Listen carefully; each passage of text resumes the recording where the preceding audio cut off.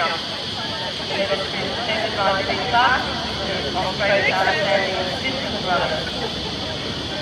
Winning the bronze medal with a height of 1.45 metres, Doris finishing 3rd. Back straight. Winning the silver medal with a height of 1 metre 50 from Alec, Michael James. And winning the gold medal and the 2016 New South Wales champion with a height of 1.53 metres from U18 Dakota.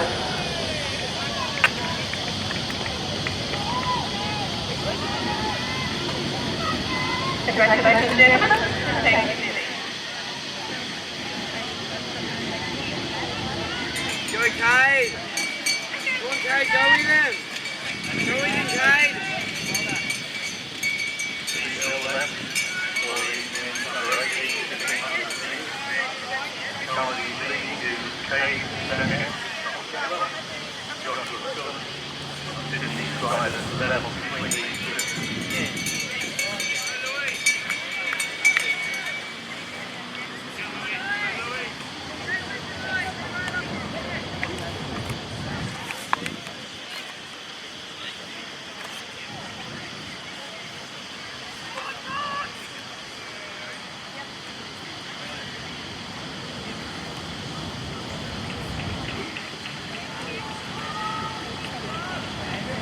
Around into the straight. Just over 15 metres to go for the leader. That's it, Josh! Coming up through the line and crossing the line, Gosper. Taking it out from Kate. Well done, buddy. Excellent. And Steeplechase build finishing stride.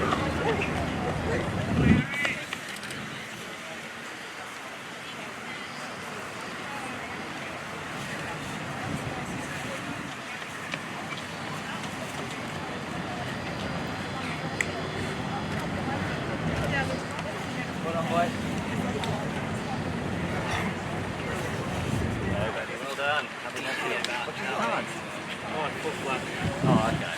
Well done, mate. Huh? The time there, Well done. Just don't vomit on us. Yeah, exactly. He shows up on this track. Yeah, that's right.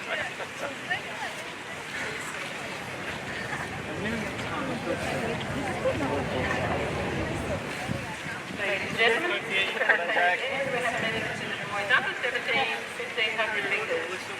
Medals again presented by Middle Class. Did he come to last Winning the bronze medal in a time of 4:09.93 from the Fountas. Josh Hayden Jack, please.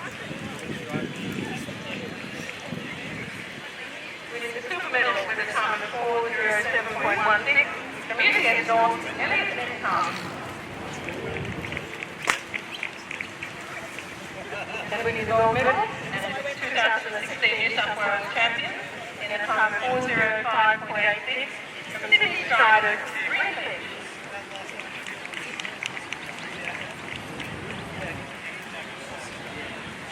Congratulations, gentlemen, and thank you.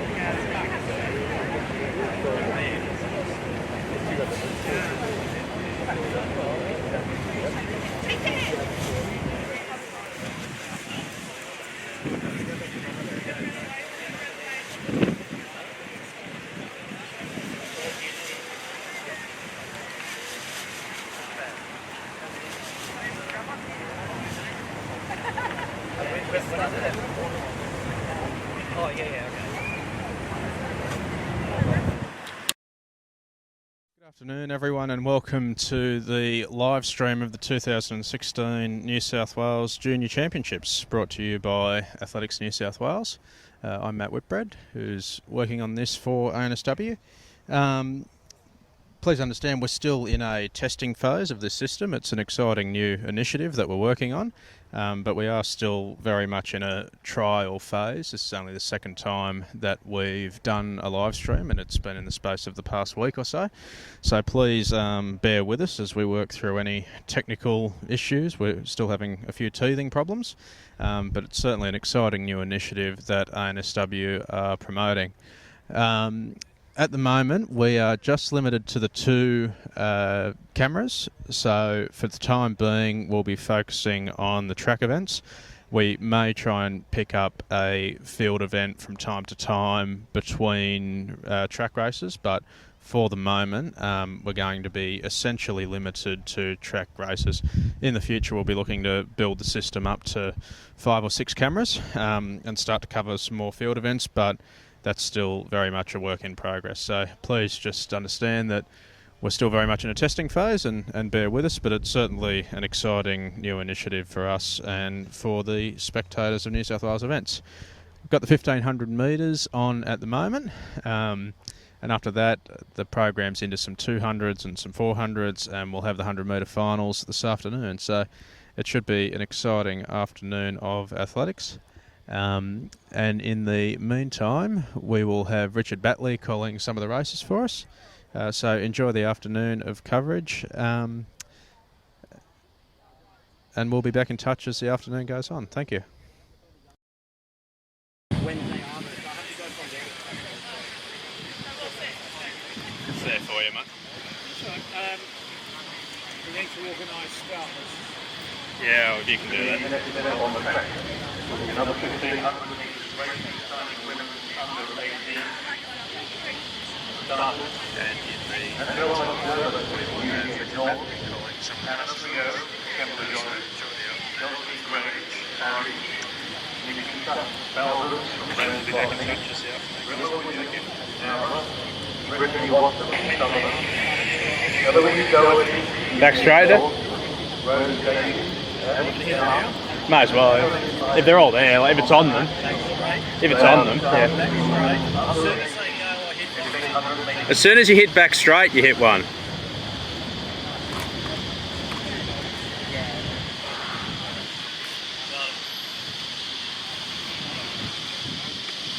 You with me?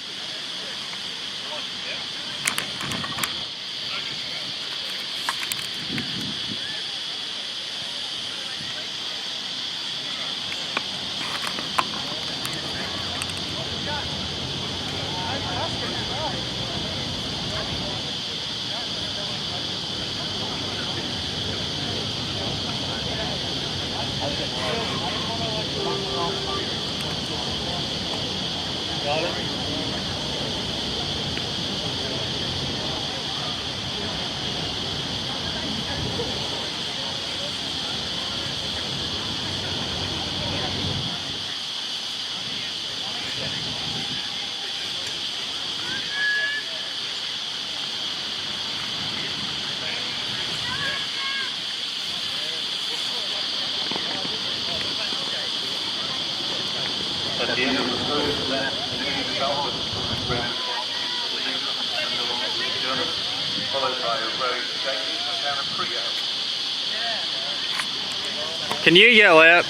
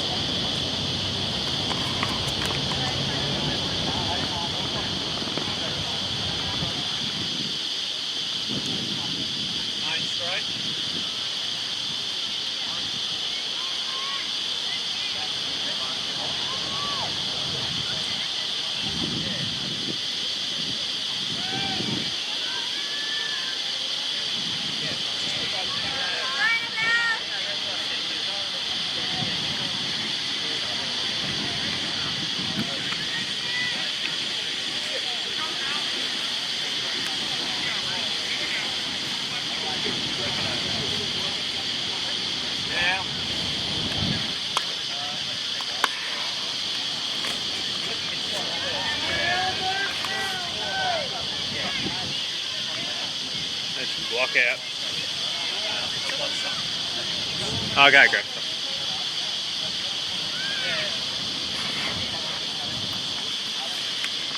Focus is on the leader, right? Yeah.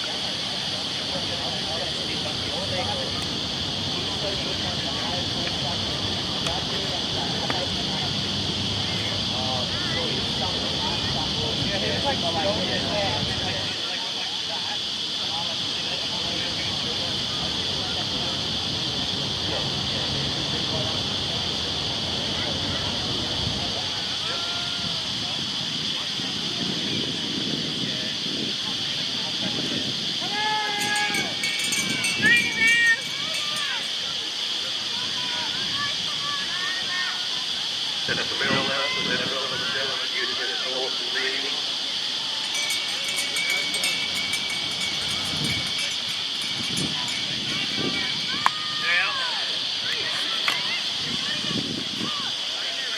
Hey. That'll be for Richard.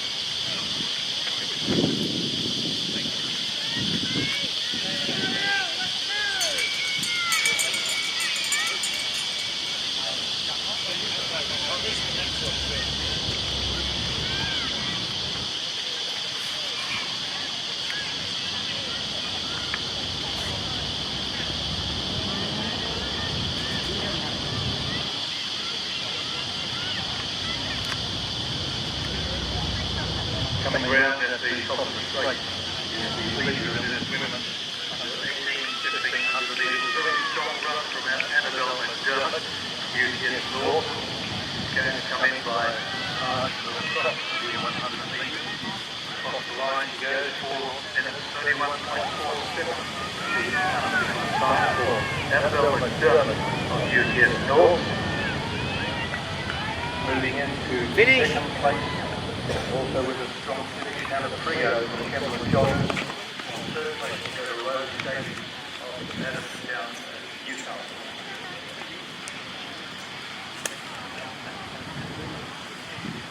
Ladies and gentlemen, the presentation members in the women's under 17 and 1500 metres. The medals are being presented by Mr. Jay Stone. I have a feeling there's a personal connection here because I can see a girl in an Armadale shirt. So finishing third, winning the bronze medal in a time of 4:57.87 from Kembla Joggers, Shayla Shakash.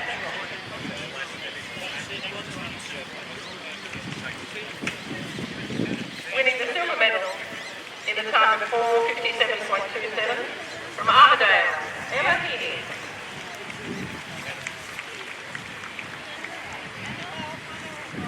And winning the gold medal and the 2016 New South Wales champion in a time of 4:27.78 from 8th West, Catherine Miller.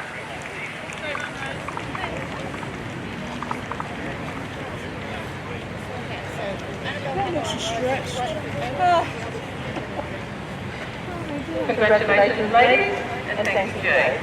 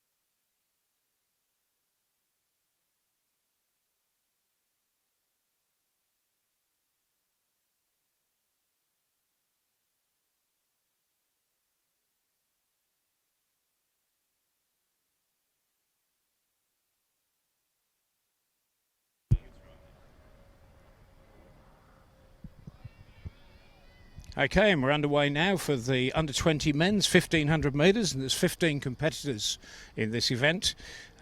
From the inside there, Daniel Frankham, Sydney Striders, Josh Stevenson from Armidale, Will North, Sydney University, Harrison McGill from Nara, Zach Facioni, Randwick Botany, Adam Holme from Sydney Striders, Scotty Hamilton from Kembla, Stephen Lott from Macquarie, Oliver Hoare from Sutherland, Callum Mears from Macquarie Hunter, Liam Henderson from Kembla Joggers, Stephen Music from Randwick Botany, Jared Herman, Illawong and District, Matthew Scarr from Mingara, and Patrick Moore from UTS. And the record in this event is a cracking 3 minutes 37 set by Ryan Gregson. As they go through after 300 metres, field being led by Oliver Hoare, and close behind him it's Liam Henderson. The good news is that the current record holder, Ryan Gregson, he's on a bit of a comeback trail, and he's running really well at the moment. We're looking forward for some more fast times from Gregson. His record had set back in 2008. That was 8 years ago.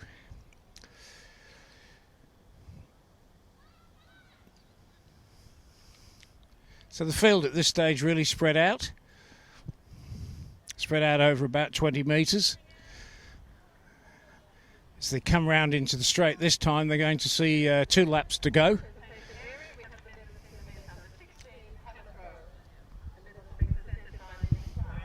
Right, it's Oliver Hoare still leading.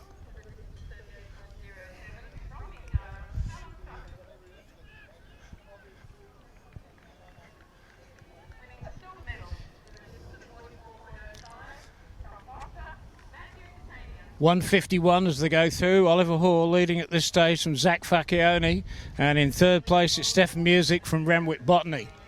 But out front it's the Sutherland athlete and Randwick Botany. Hoare from Sutherland, Facioni from Randwick Botany. They've broken away now by about 20 metres from the rest of the field.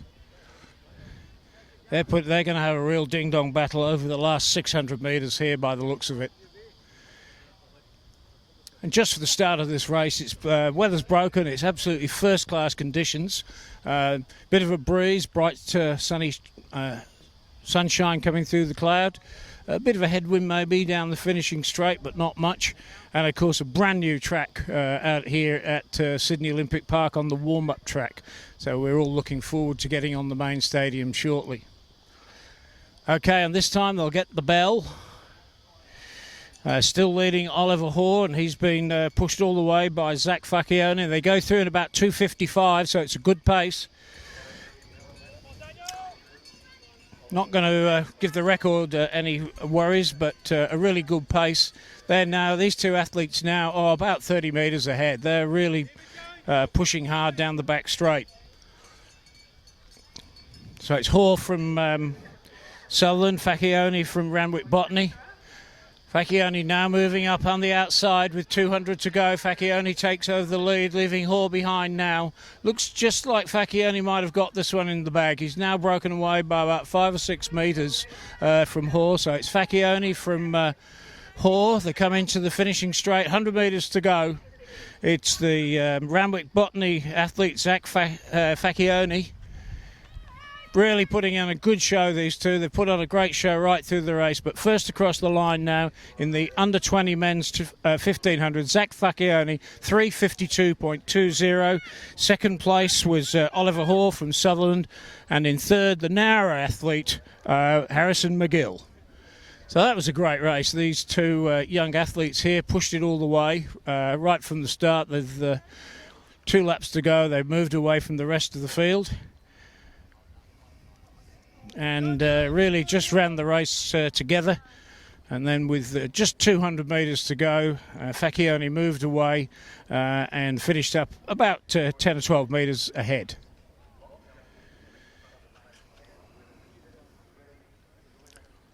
So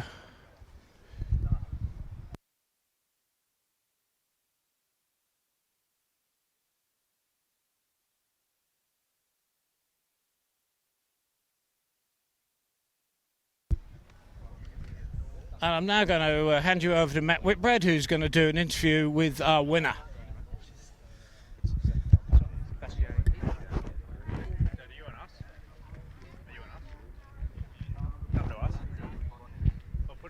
frame and then come to us. Are we on? With Zach Facioni, who's just won the under-20 men's 1500, one of the most prestigious races of the weekend. Congratulations, mate. Yeah, thanks a lot. It's a good race. Mate, how was that? Talk us through the race itself. It looked to be quite close between the front two for most of the first 800 or so, but it kicked away a little bit at the end. Yeah. Well, I've raced against Ollie before, and I know that he usually likes to go out hard, so I just tried to stick on him and see if I'd had anything at the end to take him. I guess I did in the end. You've been doing a bit of racing against him for a while now. You've been getting the biscuits on him regularly, or is that one of the first wins? This is the first win I've gotten on him, actually. Yep, never can quite get him in a normal race. Well, it's a good time to do it, I suppose, in the New South Wales title. I assume you're going to go after Perth for the Australian Juniors? Yeah, definitely. I'll be in the under-20s there, just trying to chase the World Juniors qualifying time. How far away are you now? I think I'm about 4 seconds off, so not super close, but I feel it's doable. It's exciting times. You get a good field over in Perth on a hot track and see how you go. Good luck, mate. Yeah, cheers. Good on you, mate.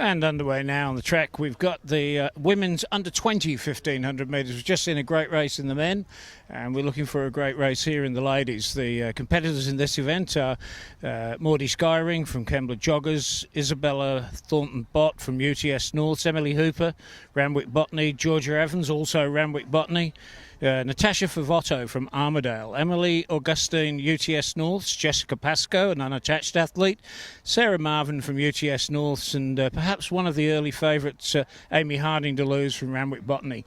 The record in this is a very good 4 minutes at 11.04, set way back in 1990 by Susie Walsham. And probably, as expected, Harding-Delooze is out front, leading the race, followed by Emily Hooper and Georgia Evans. Just while we're talking about Susie Walsham, the record holder in this event, she's just won her 7th Empire State Building race. They run up the Empire State Building. I was talking to her sister not long ago, and she was saying that Susie runs all the way up the Empire State Building 2 steps at a time, all the way. That's the 7th time Susie's run that race, and her time this year, in fact, believe it or not, was a minute faster than her time last year. So she's going next to the Empire State, to the Eiffel Tower to run up that. So here we go, back to the under-20 ladies at the New South Wales Junior and Youth Championships. So way out front now, we've got Amy Harding-Delooze from Randwick Botany. She's probably the fastest in this event by about 10 seconds. As they come through this time, she'll have 2 laps to go. Of course, the famous blue, yellow and white of Randwick Botany. Now in second place, we've got Jessica Pascoe. 3rd, Georgia Evans. And 4th, Maudie Skyring. But that group, 3rd, 4th, 5th, 6th and 7th is very tight. So it's going to be very, very big battle for the bronze medal here.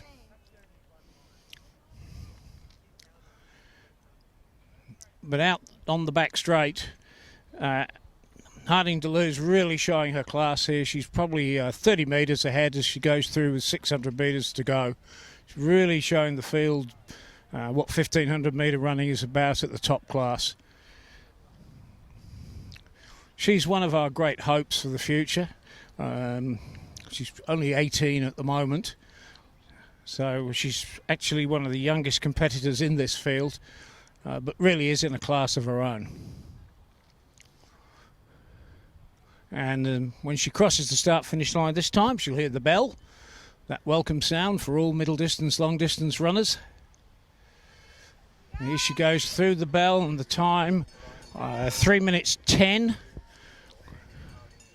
Second place going through is Jessica Pascoe, an unattached athlete, and still a bunch of 5 athletes competing for that third place. It's going to be a real ding-dong battle between those 5 coming into the finishing straight. Harding-Delooze about 180 metres ahead of that group, and about 50 metres ahead of the second athlete.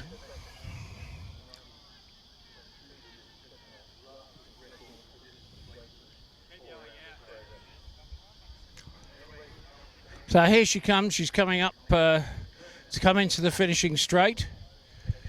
She's got about 100 metres left now. About 40 metres ahead of the second place athlete, Amy Harding-Delooze from Randwick Botany, which of course is a great tradition in middle and long distance running. And here she comes up to the line, crossing the line to take out the championship, 4 minutes 20.53. Great run there, only 9 seconds outside the record. And in second place, where she's been most of the race, Jessica Pascoe. And coming up to take out third from that group was Natasha Favotto from Armidale. That's the 1, 2, 3 in the ladies under 20, 1500 metres. Some of these athletes have been training really hard for this. It's an important weekend for the juniors, the state junior championships. And I'm going to hand you over in a minute back to Matt Whitbread, who'll be interviewing the winner of that event. She's just saying congratulations to the rest of the field, being the good sports person that she is. Congratulating her teammate there, Emily Hooper. And so we'll get her over in a minute or two.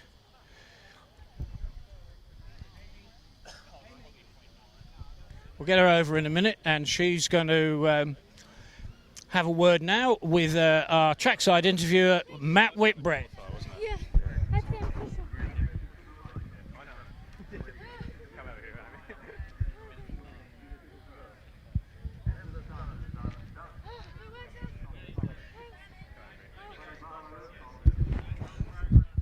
We on? We are? With Amy Harding-Delooze, who's just won the women's junior 1500 metre New South Wales title. Congratulations, Amy. Thank you so much. It was a really good race. I think that's 2 qualifiers in a week now, isn't it? Yeah, I did one last week at the Hunter Track Classic, so I was pretty happy to get it again. So that's outstanding. Talk us through the race. You did a lot of front running by yourself out there. yeah, I chose to race from the clock, so it'll be easier for me to try and get the time. But yeah, I just pretty much ran as hard as I could out the front and just keep solid and throughout the run. So. And was that an improvement on last week, the time? I mean, obviously, probably a little bit of a stronger field, a bit more pace in the race last week. Well, last week it was a really good field, but I'm not too sure what my actual time was, so I'll be good to see what time it was to compare. But yeah. We'll get some confirmation on that, but what's next from here? So you're the state junior champion. I assume you're going over to Perth? Yeah, definitely over to Perth in March, and might have a few races in between them, but yeah, that's pretty much it. Outstanding. Well, congratulations, Amy. The New South Wales junior champion, Amy Harding-Delooze. Thank you.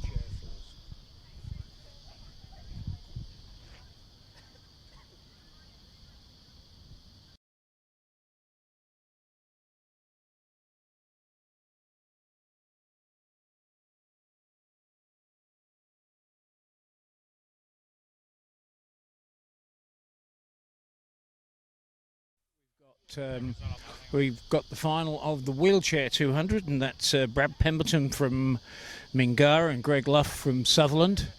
Been a bit of a ding-dong battle all weekend so far between these two athletes.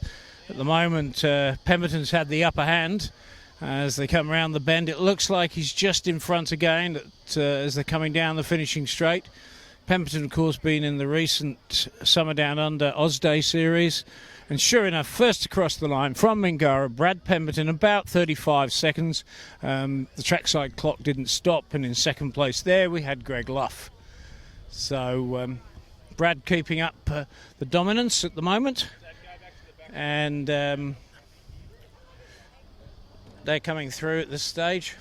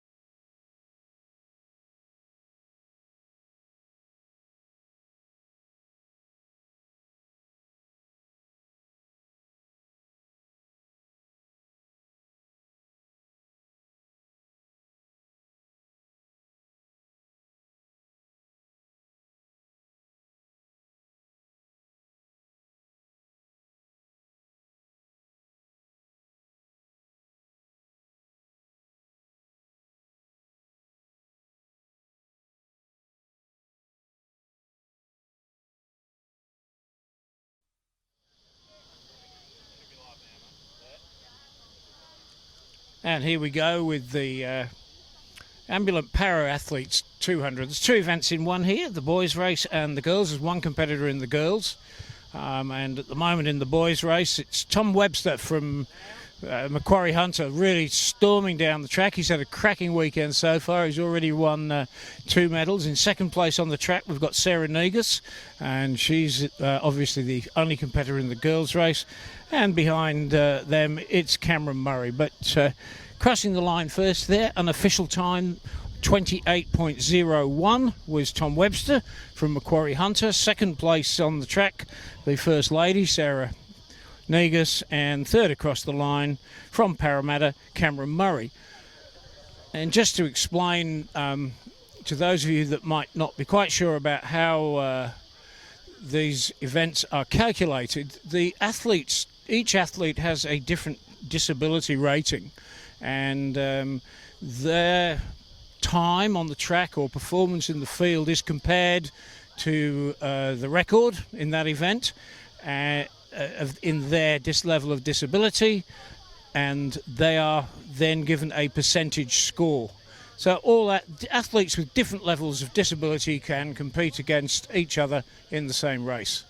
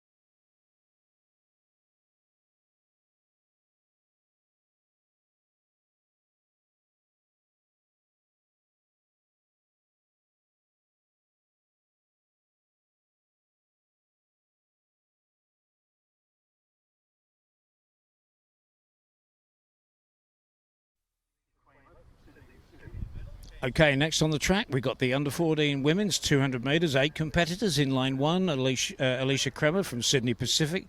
Lane 2, Natalie Avery, an unattached athlete. Lane 3, Alice Dixon from UTS Norths. Lane 4, Morgan Kelleher from UTS Norths. Lane 5, Greta Andrews, also UTS Norths. Lane 6, Emily Paxamadis from Bankstown. Lane 7, Jessica McIver from Cherrybrook, and out in lane 8, Emily Petkosky from Sutherland. On preliminary times, it's probably a battle between the 3 girls from UTS North, but under 14 athletes, you never know what's going to happen in the final. So they're on their marks.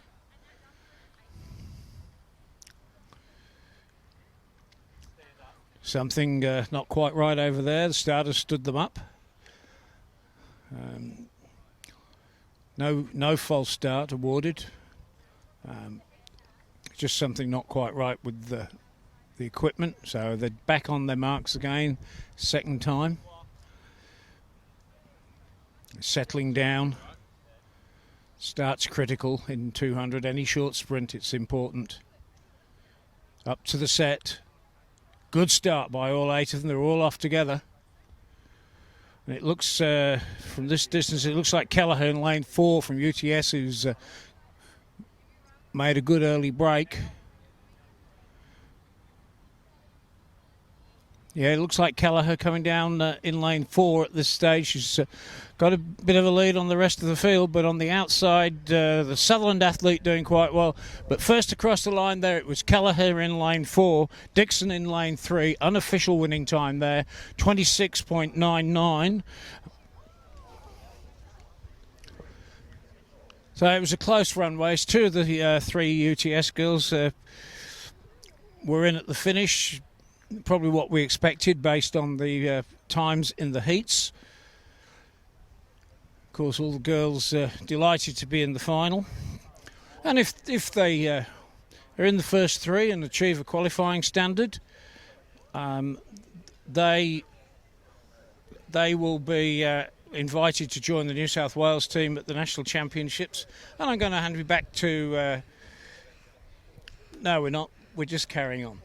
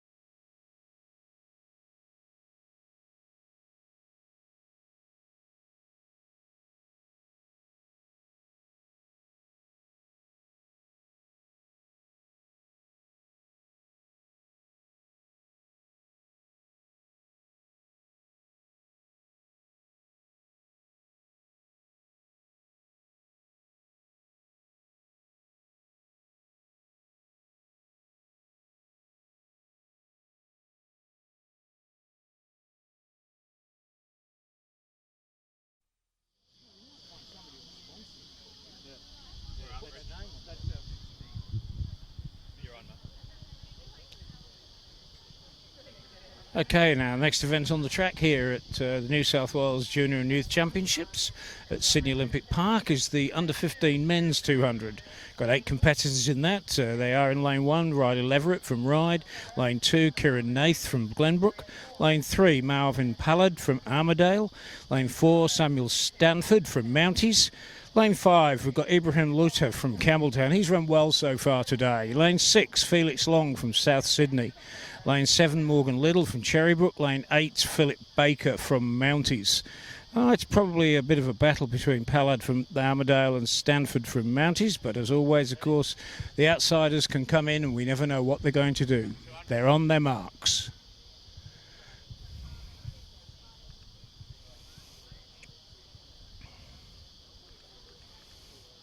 Up to set. Gun goes and they're all off. And it's certainly the Mounties athlete, Samuel Stanford, at this stage, really setting the pace as they come down the straight. So here he comes. He's really running well at the moment. And then outside him in lane 6, we've got Felix Long from South Sydney. And Long's come through. Long's coming through, pushing Stanford all the way to the line. And, well, that was a close one. But at the end of the day, just Samuel Stanford representing Mounties. He took it out just ahead of Felix Long from South Sydney. We'll have a quick look at the trackside clock, 24.02. So good time there by both athletes. New South Wales will be looking to them to put on a good show at the Nationals over in Perth. Long journey for these young athletes over to Perth and then competing.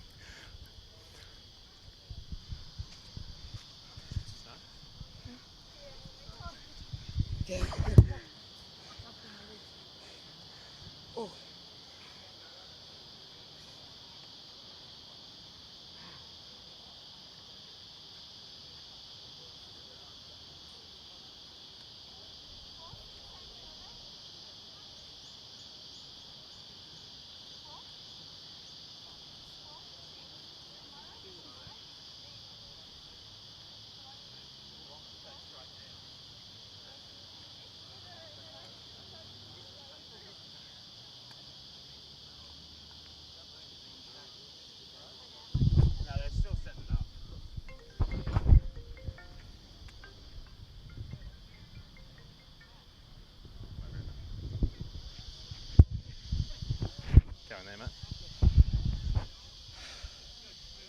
Go. Are we on? Are we on? With Samuel Stanford, who's just won from Mounties, who's just won the under 15s 200 metres. Congratulations, mate. Thank you. Thanks. That was a pretty close race there. Talk us through it. Were you going hard early or saving something in the tank? Yeah, in that 200, I was planning to go full out the whole way, and I think I did well in the first 100, and the second 100 felt a bit tough, but I got there in the end, and yeah, I did my best. You're going to be looking to try and get over to Perth for the Australian Juniors? Yeah, that's what I want to go. So yeah, it's a goal I want to try to achieve for. That's excellent, mate. Are you going to run at State Opens, or what's the next race from here for you? Yeah, it's actually going to Perth, so. That'll be your next race. Yeah. Oh, that's excellent, mate. Good luck, Samuel. Thank you. Samuel Stanford, the winner of the under 15s 200 metres here at Juniors. Back straight.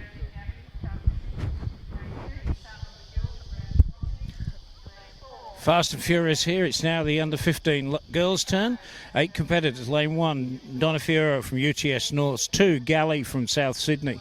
3, McGill, Randwick Botany. 4, Ferrier, Essex Wests. 5, probably the favourites, Stevanovic, UTS North. 6, Klassen for an unattached athlete. Lane 7, Seaby, she's running well from St George. And on the outside, Walker from Illawong. So they go down to the marks, and on the preliminary times, you'd have to say Stevanovic the favourite, possibly given a good chase by Ferrier. Let's have a look-see.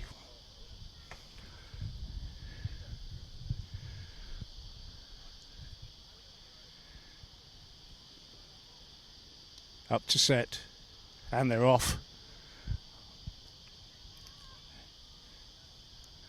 Fancic is in lane 5 and she's really beginning to show a bit of pace now, but outside her, Klassen's giving her a pull. Klassen's pulling her through, but out in lane 5, it's Stefanovic. Outside her, Emma Klassen, unattached athlete Klassen coming away from this field, but right on the outside, we've got the Illawong athlete from Walker. First across the line there was the unattached athlete, Emma Klassen, and her unofficial winning time there was 25.68, which was pretty much where she ran in the preliminary round. She ran 25.87 there, and so she was doing really well.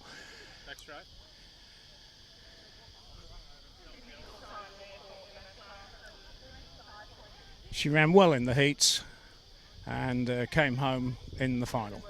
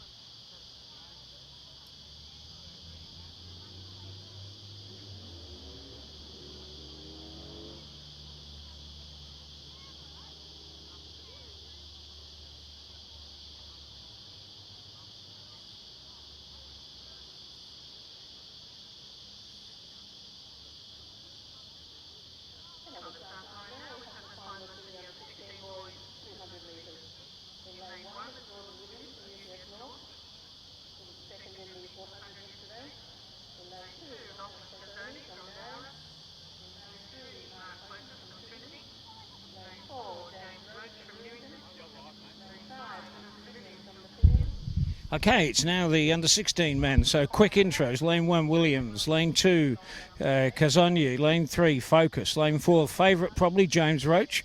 Lane 5, Trevelyan. Lane 6, Pentecost. Lane 7, Bell. And Lane 8, Ellicott. Those are the 8 competitors in this race. Less than a second covering all 8 of them in the preliminary rounds. And probably the favourite would have to be James Roach. He dominated his semi-final. So they're on the marks, ready for this final of the under-16 men's 200 metres. Set. And they're off, first time. No false start, that's good. Roach is in 4. He's running well at this stage, but inside in the Trinity athlete, Mark Focus, is also running well. And out front we've got... We've got the athlete next to him, the Pean District. On the outside, with River Pentecost running well. River Pentecost from Macquarie Hunter takes that one out there.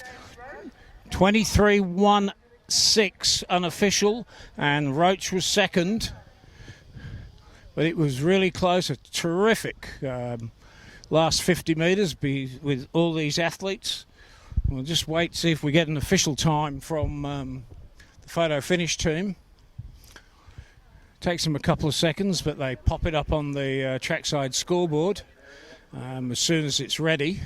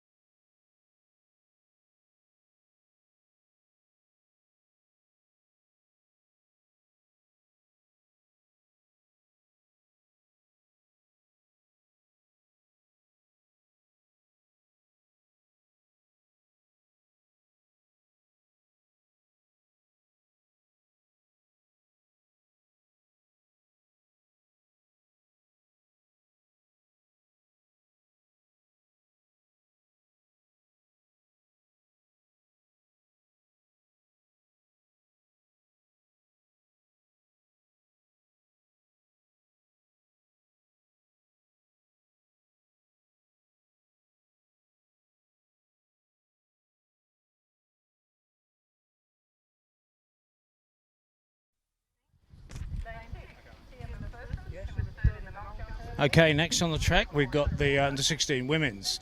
Lane 1, Monica Quirk from Nepean. Lane 2, Gracie Martin from Armidale. Lane 3, Stephanie Porter from Balmain. Lane 3, Dakota Thomas, Macquarie. Lane 5, Talia Lummo, South Sydney. Lane 6, Tia McPherson from Macquarie Hunter. Lane 7, McKeely Snow from Armidale. And Lane 8, Sophie Wickham from Sydney Pacific. Promises to be a good race here. Quite close between about 4 or 5 of these athletes in the preliminary rounds. They're on their marks. Up to set, and they're off and running. So it's going to be quite close, probably between lanes 4, 5 and 6. But at this stage, absolute blitzing the rest of the field, the 3 of them. So it's lanes 4, 5 and 6. It's hard to see who's leading at this stage, but it looks like Tia McPherson, possibly Dakota Thomas coming through. Yeah, Thomas is coming through now. She's really moving away from the rest of the field. Taken out there by Dakota Thomas from Macquarie Hunter. Second, Talia Lummo from South Sydney. And in third place from the Macquarie Hunter, Tia McPherson. Unofficial winning time there, 25.16. That was a really good race, well run by McPherson from Macquarie Hunter. She's a tall girl, taller than the rest, so you'd expect her to come through late. The smaller athletes find it easier on the bend, and the tall athletes bring it home on the straight, so it's a good tight finish at the end. Great racing here at the New South Wales Junior and Youth Championships.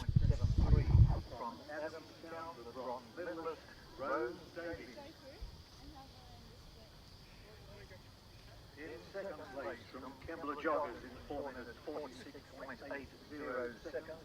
Winner of the silver medal, Hannah Leo. And from UTS North, runaway winner.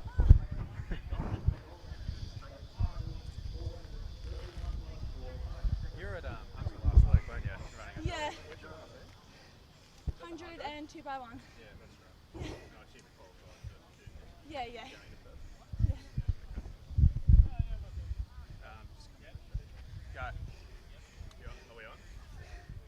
With Dakota Thomas, who's just won the New South Wales Junior title, 200 metres. Dakota, congratulations. Thank you. Backing up from Hannah last week at the 100 and the 2 by 1 up there. Yeah, that was a great experience there, yeah.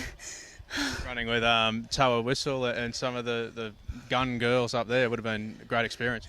Yeah, the big names, the elite athletes, they were great to run against. Like, they pushed me, and yeah, I just loved it all. You've already got the qualifier for Perth. What's going to be the goal over there? Have you got a medal in mind? Or? Yeah, medals, but mainly going for times this year, just to see how far I can push myself. But yeah, that should be good. Well, congratulations. Dakota Thomas is the 2016 New South Wales Junior 200 metre champion. Congratulations, Dakota. Thank you. Well done.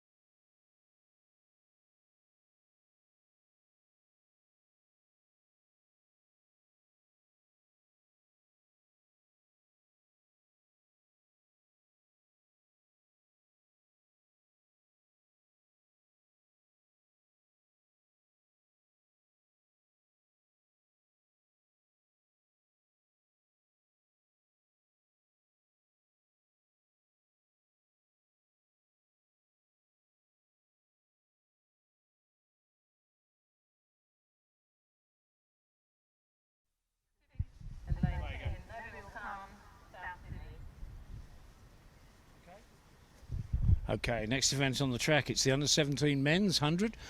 They're going down to the marks, but probably the three favourites here, Nguyen from Westfield in lane 4, Holland Descent from Trinity in 6, and Dominic Darko from Westfield in 7. There's only 5 100ths of a second separating those three in the heat, so they're on their marks. Good start with all of them. It's hard to tell from head on who's leading at this stage. It looks like Darko from Trinity with possibly Hollingworth Descent maybe on the outside.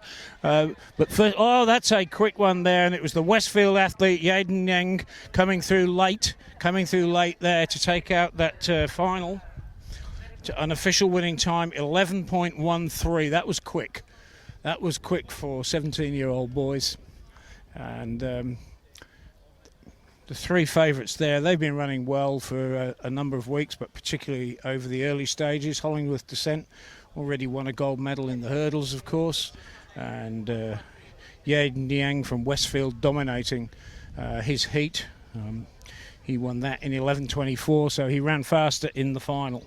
Let's just see if we've got the full result coming up.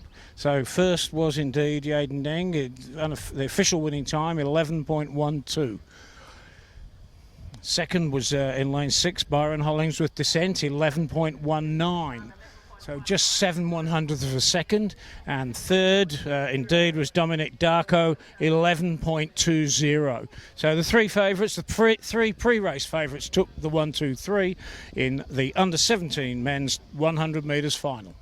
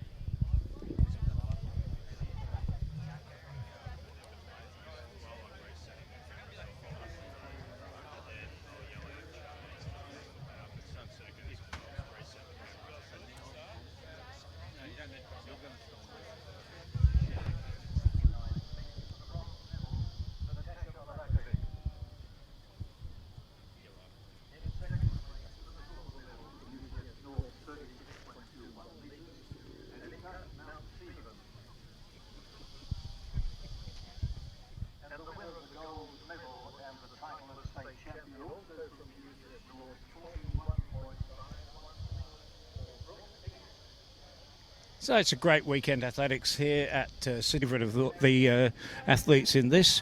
Lane 9, Nicola Searles from Forster Athletics, and in lane 10, Chloe Mannix Power from Illawong. So there's probably 3 athletes in this. It's probably between Edwards, Devitt and Stevens, with Mannix Power on the outside. There could be 4 athletes in this quite close. And they're off and running. This is a quick start, and they're all pretty even as they come down to the 50 metre mark. They're pretty even, but at this stage it looks like Christy Edwards, but on the outside, Mannix Power coming through. I think we might have to wait for photo finish there. An official winning time 12.45, sorry.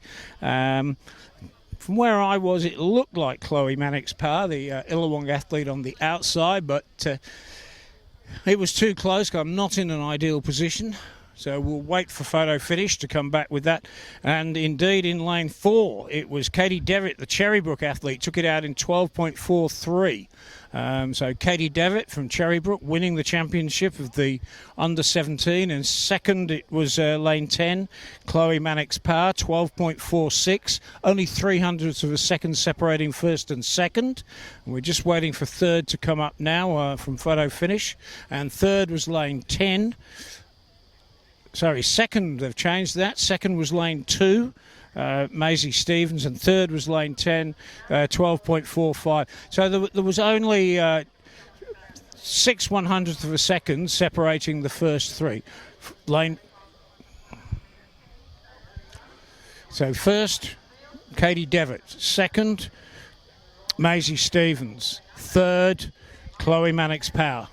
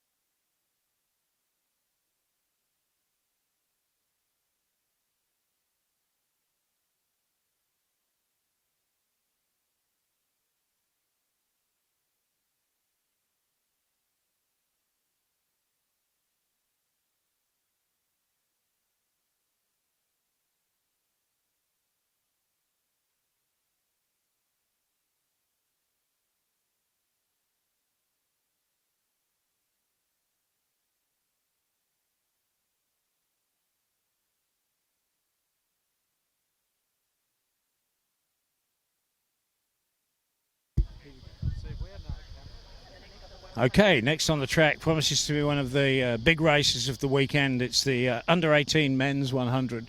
And there are 10 in this race, 10 across the track, and there's only half a second separating their qualifying times. So the competitors are lane 1, Ethan Chung Wright from UTS Norths, lane 2, Emerson Bryan from Nowra, lane 3, Bo Ingram from Cherrybrook, lane 4, Nick Thompson also from Cherrybrook, lane 5, Alex Nguyen from Bankstown, lane 6 we got Thomas Gamey from Cherrybrook, lane 7 Stephen Harriman from Illawarra, lane 8 Josh Azapati from Camden, lane 9 Joel Davidson, another Cherrybrook athlete, and on the outside Jack Kerry from the Scots College. Scots College have had a big group of athletes competing on a regular basis at NSW events, so it's good to see a Scots College boy getting into this final, and they're going down onto their marks now.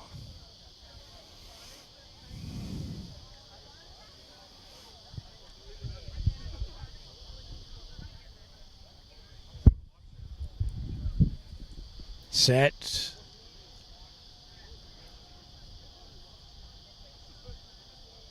And they're off. Quick between the set and the gun, but it's all across the track now, pretty even as we thought it would be. Coming up towards the line, it looks like... oh, this is a close one. Oh, and that was definitely the Bankstown boy. The Bankstown boy, Alec Nguyen, he won that one, taking the unofficial winning time there, 11.35. So over the last 15 metres, Nguyen came through from a pretty even field. With 70 metres, it was anybody's race. And in the last 15, Nguyen came through to take out the championship in the under-18 boys 100 metres. And in a minute or so, we'll get him to come over and have a word with our trackside interviewer, Matt Whitbread. And here comes our winner, Alex Nguyen, and here is Matt Whitbread for the interview.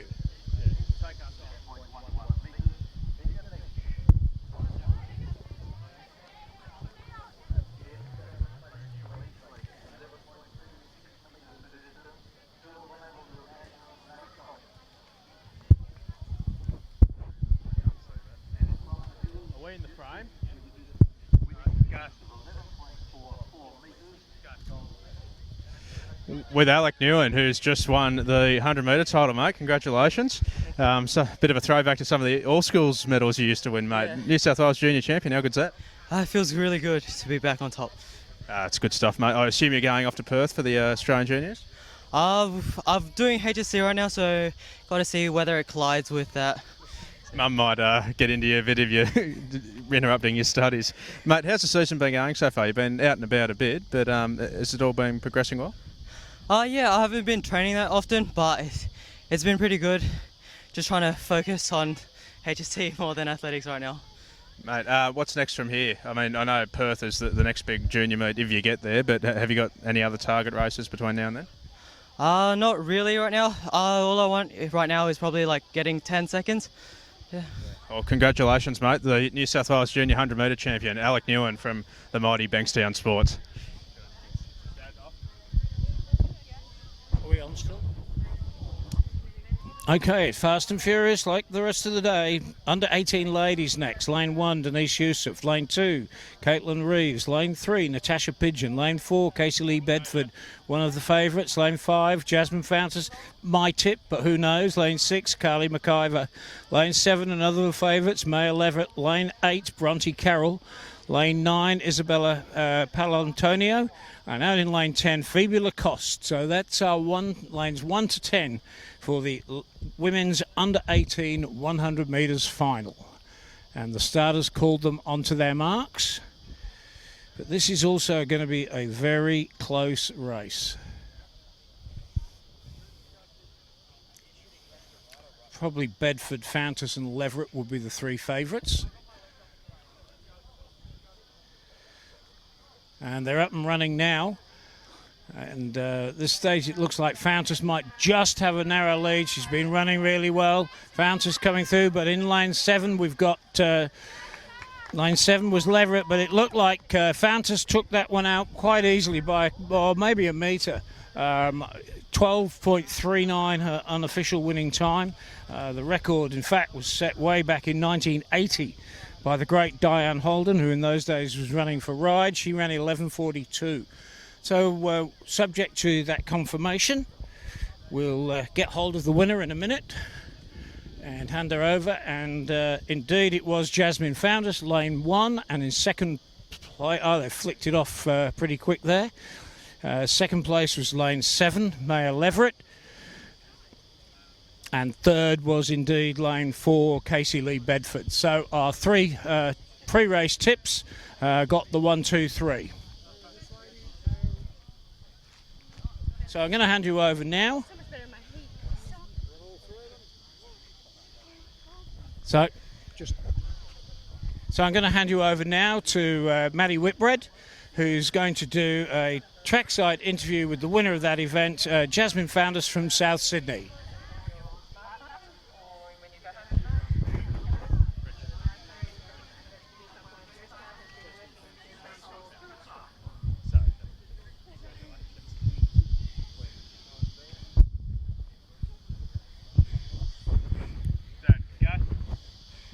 With Jasmine Fountas from South Sydney, who's just won the 100-metre junior title. Congratulations, Jasmine. Thank you so much.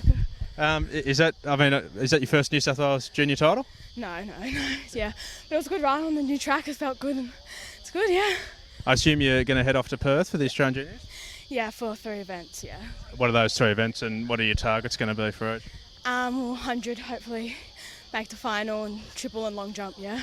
That's outstanding. Great to see South Sydney under a bit of a resurgence as well. They've been quiet for a couple of years. Yeah, it's a pretty small club, but we're all coming through. It's good, yeah. There's been quite a few the red and green singlets out there the last couple of weeks. Anyway, congratulations, Thank Jasmine. you. New South Wales junior champion over 100 metres. Thank you.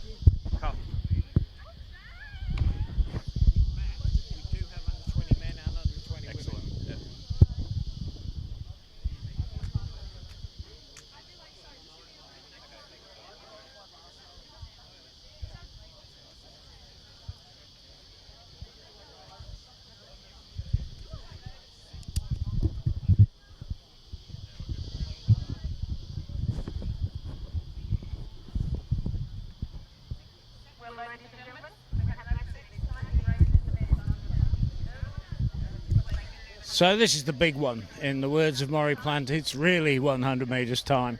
This is the under 20 men 100 metres final. We've got 10 competitors, and there's 2 of them already broken 11 seconds, so it promises to be quick. So the competitors are lane 1, JP McCrory from Cherrybrook. Lane 2, Alan Fitzgibbons from Hills District. Lane 3, Jack Darcy from Campbelltown. Lane 4, Nick Andrews from Cherrybrook. Lane 5, Jordan Kasabi from Illawong. Lane 6, Carl Corey Ewings from Trinity. Lane 7, Terry Fragicardis from Sutherland. Lane 8, probably better known as a triple jumper, Emmanuel Faki from UTS North. Lane 7, Reece Timmins from Illawong. And lane 10, another of the Scots College boys, Ryan Adams.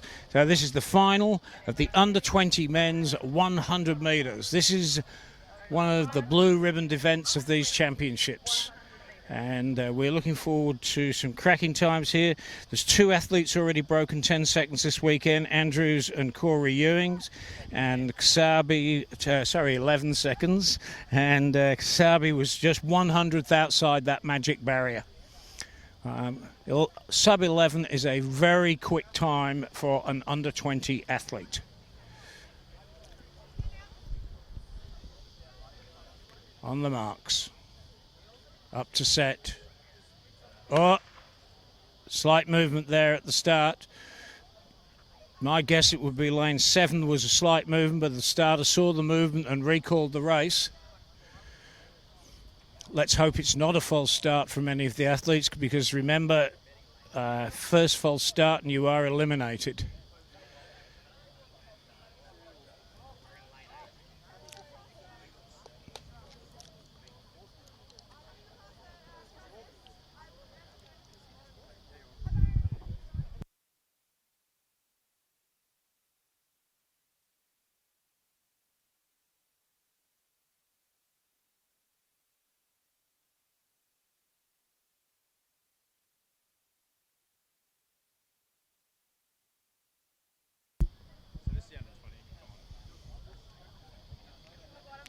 fact, we've got to withdraw on this. Corey Ewings looks like he's withdrawn.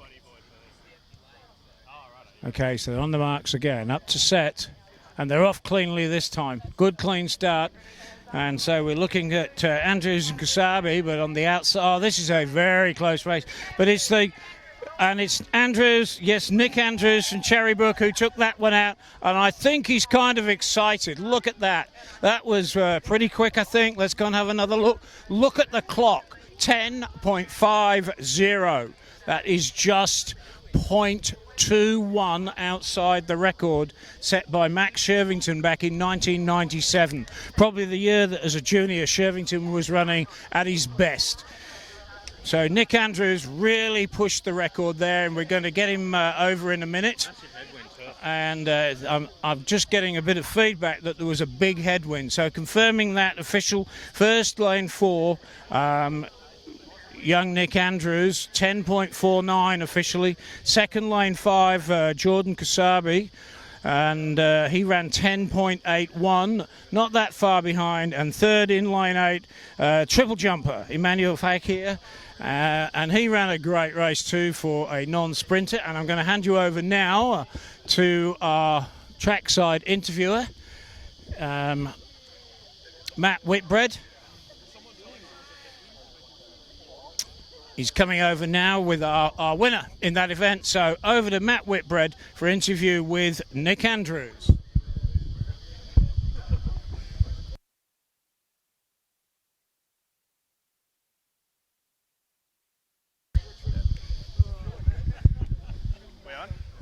With Nick Andrews, mate, congratulations. What a win. Mate, you're pretty pumped up going over the line there. Oh, yeah. It's been a long journey for that time.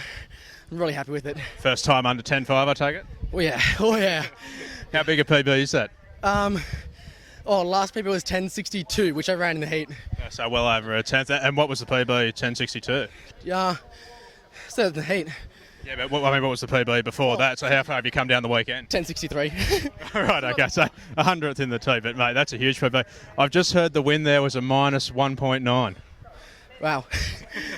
And yeah, so you're 2/10 outside the New South Wales junior record, and you've just done that into a minus 1.9 headwind. Mate, that was a bit like Josh Clark last week, 10.39 into a hurricane. Yeah, to be honest, racing Josh Clark last weekend, because I got a race out with him in Hunter. It probably boosted me a lot more than, I got a confidence boost. I'm just in a good place right now. It's been a great season so far, hasn't it? I mean, Hayden Kovacic going so well during the Trelaw Shield. You've had some great races with him, down to Illawarra as well, I think. Yeah. So you must be on a pretty big high at the moment. Oh, yeah. Probably the best I've been for a while. Stay with us, mate. We'll just go to this...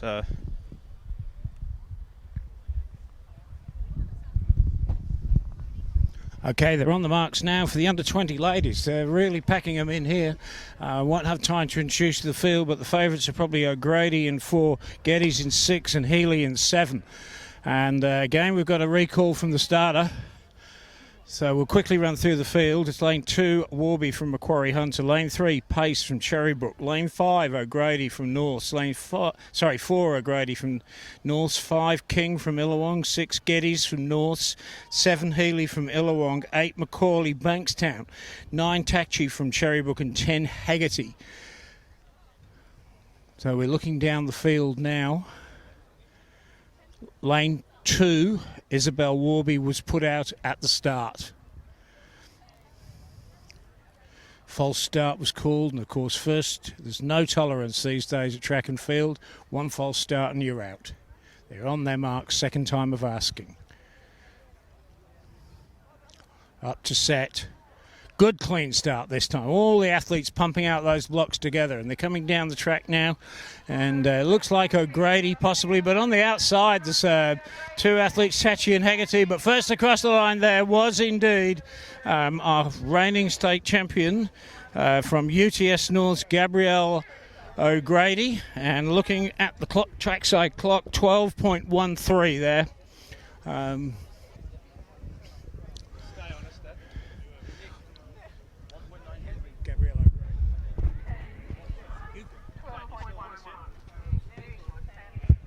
So we're still with Nick Andrews. Sorry I got interrupted there, mate. We're still muddling our way through here. Great one from Gabrielle O'Grady, then we'll grab Gabrielle. But, mate, what's next from here? I mean, I'm sure you're going over to Perth for the juniors, but will there be a race before then?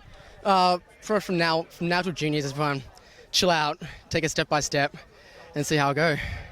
And what's the goal after that? I mean, I know that the World Junior qualifier for 100 metres is pretty rough, but what's the goal? Well, I've got both qualifiers now, so that's a positive, and then just work from there. At the moment, I don't really know. I didn't expect to come in here with two qualifiers, and I guess from now I'm going to sit down with my coach, figure out where to go from here, and just see what happens. That's outstanding, mate. All the best to Australian juniors. Cheers. Massive win for Nick Andrews in a big PB into a headwind. Sam Geddes comes over as well. And I've called it wrong. Someone called Gabrielle O'Grady over the line, but Sam Geddes picks up the New South Wales junior title in the 100 metres. Sam, congratulations. Thank you very much. It was a bit windy out there, so we did our practice starts and everyone was like, no, stay, because it was a tailwind. It was a really good tailwind, but turned around. That's right, wasn't it? Yeah, well, we're just saying Nick's just run that into a minus 1.9, so you've had a minus 1.4. Yeah, no, it was good. It was on the new track. We're just christening the blue carpet. So, yeah, it was all good. We're asking everyone to do the best blue steel pose you can on the blue track. There it is. Although I must admit, some of the younger juniors might not know what we're talking about with Zoolander. Well, we might be getting a bit old now. They can catch up with it, so that's all right. What's next from here? I mean, obviously, I assume over to Perth for Nationals. Yeah, we'll go over to Perth for World Junior Trials. We've also got a few state meets going on, so we'll have New South Wales Opens. I'll be going down to Canberra track to have a good hit out on fastest track in Australia. It must be exciting to get down there. They've got ACT champs down there this afternoon as we speak, with a lot of the big national stars going over for a domestic state title, mate. So clearly there's something down there. Yeah, well, there'll be so many people down there because everyone's trying to get those times and run against people that are going to push them along. So I think it'll be really exciting. All right, so we'll probably see you at State Opens next time. We'll look forward to it. Sam Geddes, New South Wales Junior Champion, and what a couple of runs. Nick Andrews in the juniors and Sam Geddes in the ladies. We'll send it over now. I think we're going to look for some 400 metre races, aren't we, Richard? Yeah, that was a close one, though, and just had the feedback from the judges that, in fact, Geddes came through in the last metre to take that one out, and it was very close between her and O'Grady. So from where I was standing, which is about 10 metres past the finish line, it looked like O'Grady, but Sam Geddes came through. She had the fastest times in the qualifiers, so she was one of our three tips, and she took that one out really well. And as Matt said, we're now moving on to some 400 metre events, which is just as exciting, perhaps not quite so fast and furious as the 100s. So we'll be back with you in just a few minutes when the 400s get underway.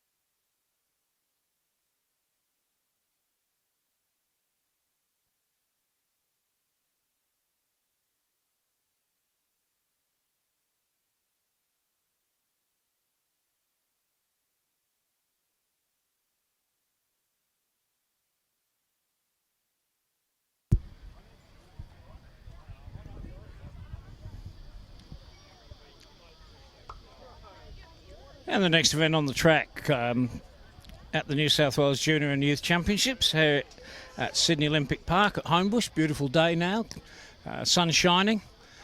Clouds have lifted a bit and it doesn't look like we're going to get any more rain. And it's the under-17 men's 400 metres. There are 8 competitors in this race. The starters up on the stand. So we'll introduce the competitors once the race is underway.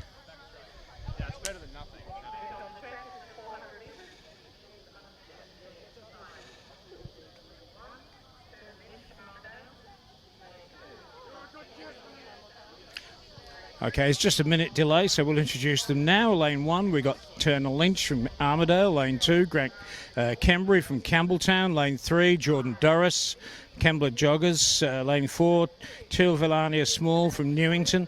Lane 5, Damien Mizzi from Nepean. Lane 6, Sebastian Moore from Trinity. Lane 7, Thomas Glascott from UTS Norton. On the outside, Lane 8, Ben Baker from the Scots College. They're the 8 competitors now being called to their marks by the starter. Probably the favourites in this race are lanes 5 and 6, Mizzi and Moore.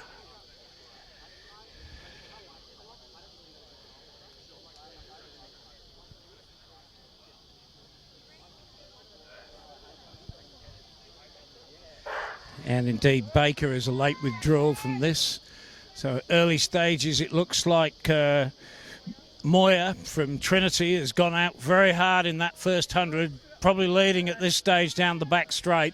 Difficult to tell, of course, until the stagger unwinds, but it certainly looks like Sebastian Moyer from Trinity leading at the moment. Looks like he's got a good lead, but it's hard work now into the bend. The UTS North athlete Glascott might be in second place, but inside him I think it's Mizzi from the Nepean. And as they come into the bend now, into the straight now, in fact it's in lane 3, the Kembla Joggers athlete Doris pushing Moyer hard all the way. This is going to be a close one up to the line. First across the line there, it was the Kembla Joggers athlete Jordan Doris taking it out from Sebastian Moyer representing Trinity, an official winning time there, 49.79. So we'll just wait until photo finish gets this one. I think. And indeed, in first place, lane 3, Jordan Doris from Kembla. And I'm now going to hand you over to Matt Whitbread, who's going to be interviewing the winner of that event.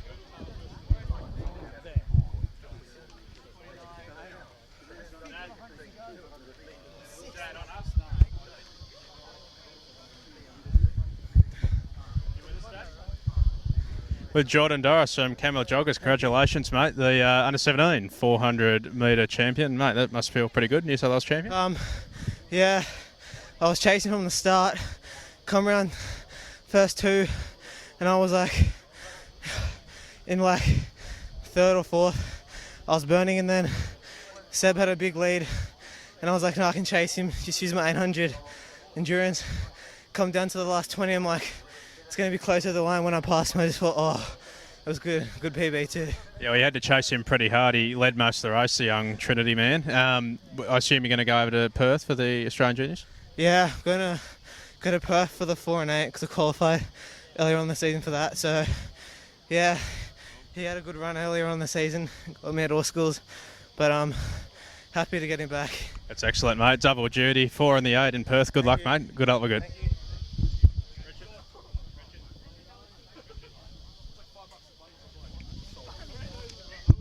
And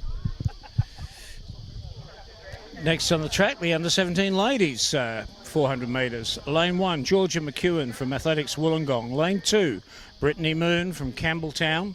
Lane 3, Carly Thomas from the Hills District. Lane 4 from Sydney.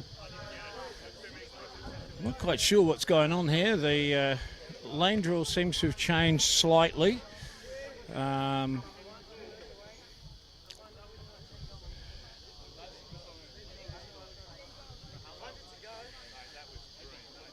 Wiggins from Sydney Pacific is in 3 and 4. We've got Carly Thomas from the Hills District.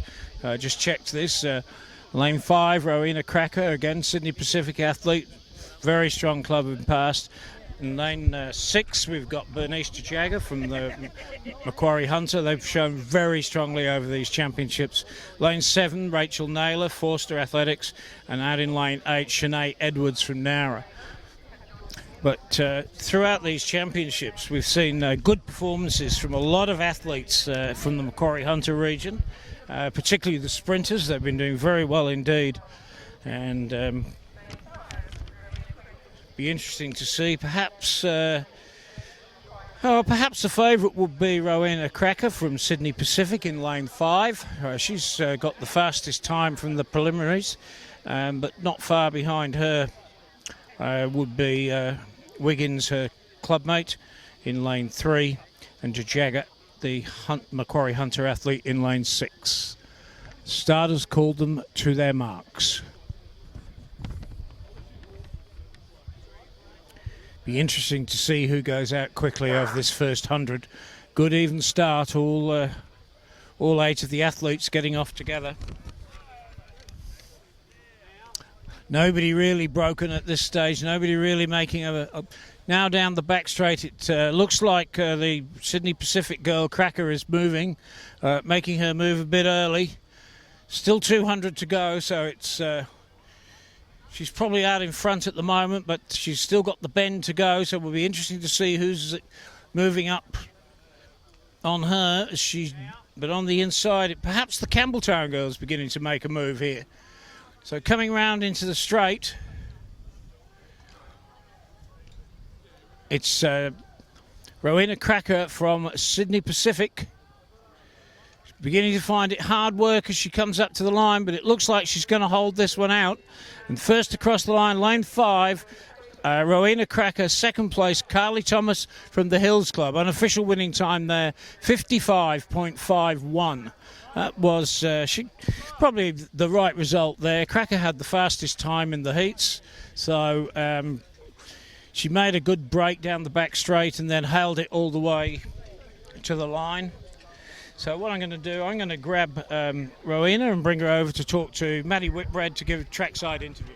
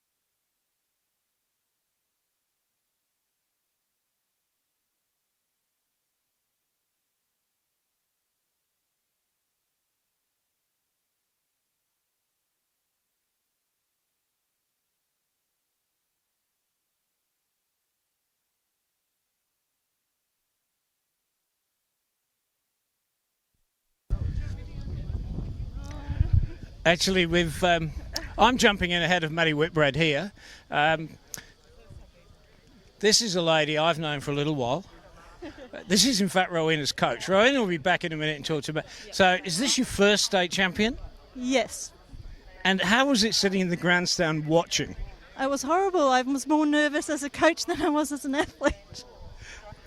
She made a move down the back straight, and it was a big, brave move at that stage. How did you feel? 200 metres to go, she's out in front, comes into the finishing straight, finding it hard work, but she was going well. How was that? I thought she might have gone a bit too hard, and I wasn't sure if she was going to hit the wall or not. But she's obviously quite a strong athlete. So we've got to go now, we've got to cross, but well done. Congratulations on first state champion. And this is the under-18 men's 400. We'll get them introduced quickly. Lane 1, Corell. Lane 2, Romeo. Lane 3, Ryan. Lane 4, Fernandez. Lane 5, McPaul. Lane 6, Thompson. Lane 7, Richardson. Out in lane 8, Gunn. They're on the marks, up to set, and they're off.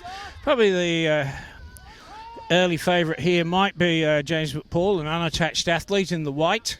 And he's certainly made a bit of a move over the first 100. Difficult to tell, as always, down that back straight. I would guess at this stage he's probably leading. Maybe Scots College boy, William Ryan, might be up there. He's certainly... And then Romeo from Trinity is also made a good move down the back straight. So as they're coming now into the finishing straight to complete this race, it's the unattached athlete... James McPaul out in lane 5, but now in lane 6 we've got Sam Richardson from Norths coming at him. Sam Richardson from Norths, but all the way, holding it all the way to the line. It's James McPaul, and unofficial winning time there, 49.30. And if we can just give James a moment or two to catch his breath and congratulate the other athletes in the race. This shows great sportsmanship by these boys who are competing against each other fairly regularly. So I think we might grab James and hand you over to Maddie Whitbread for a quick interview.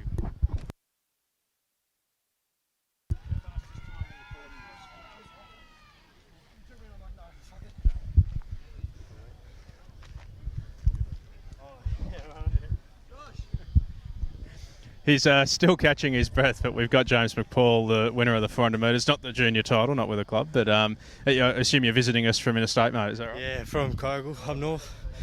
Mate, what motivated you to come down here, just get a bit of a fast race? Yeah, I don't race much. I just raced in Melbourne.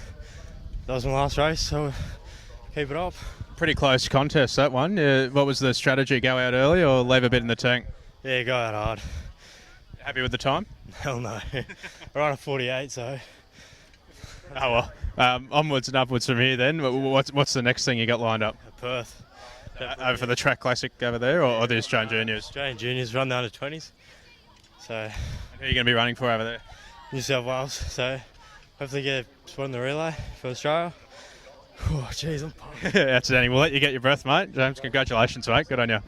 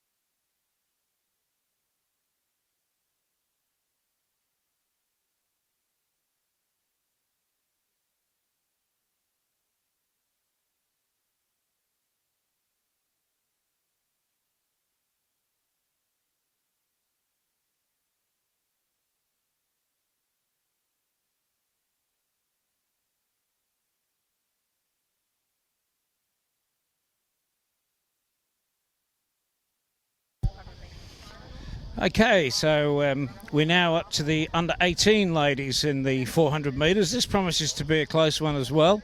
Maybe three favourites, but let's have a look as we go through the field. In lane 1, we've got Nadia Rumble from Armidale. Lane 2, Saffron Sylvester from Norths. Lane 3, Tessa Constantine from Sydney Striders. Now we come to probably the three favourites. Lane 4, Rebecca Bennett from Norths. Lane 5, Olivia Duccini from Sydney University. Lane 6, Morgan Griffiths from Sutherland. Lane 7, Denia Tracheotis from Mounties. And out in lane 8, Imogen Russell from Sutherland. And the starters called them to their marks for the final of the ladies under 18 400 metres. So we're looking at lane 4.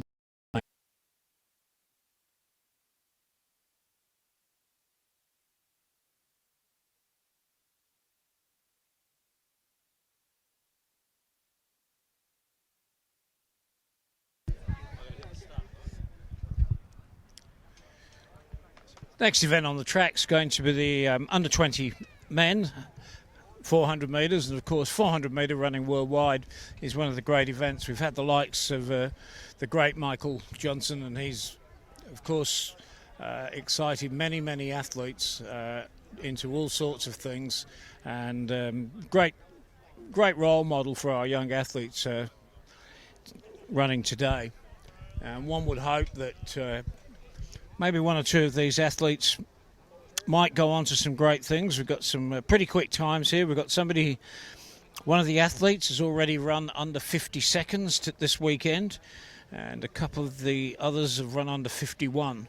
So we've got 4 athletes all run under 51, and it's going to be difficult to predict who's going to be winning this one, but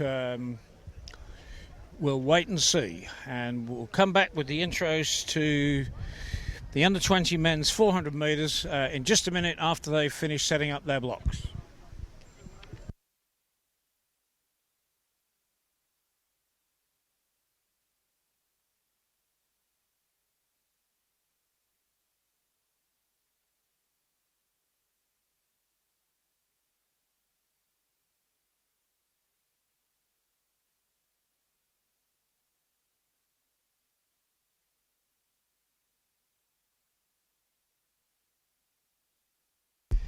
Okay, so introducing them in the men's under 20s 400. Lane 1, James McFadden. Lane 2, Benjamin Moss. Lane 3, Taylor John. Lane 4, Jackson Collett. Lane 5, Mitchell Lucas. Lane 6, Alexander Fitzpatrick. Lane 7, Mitchell Ulbrich. And in lane 8, Kevin Park. And they're settling on their marks for the final of the under 20 men's 400 metres.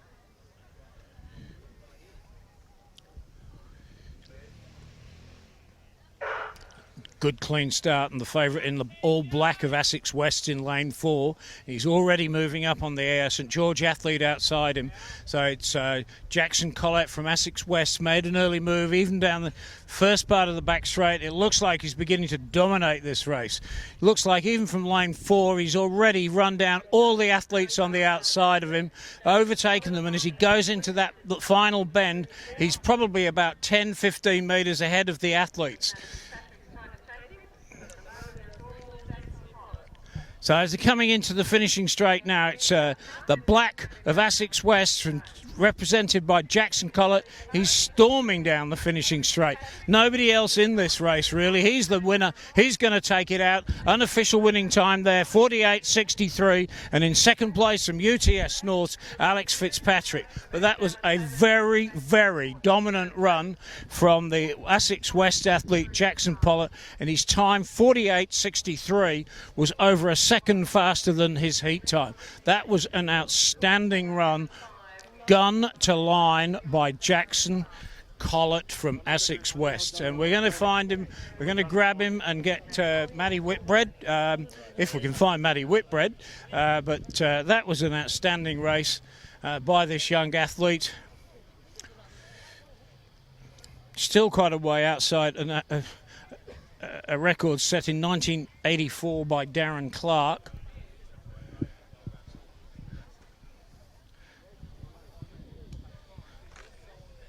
So we've got the winner coming over, and we've got Matty Whitbread.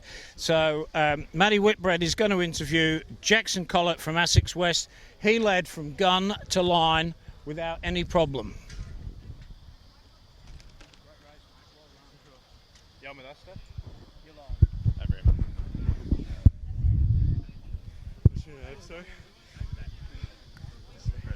With Jackson Collett from Essex West, who's just taken out the, what are we up to, 400 metre championship. Yeah. Mate, your little fist pump over the line there, look like you're pretty happy with it. I was very happy. I turned up to the track.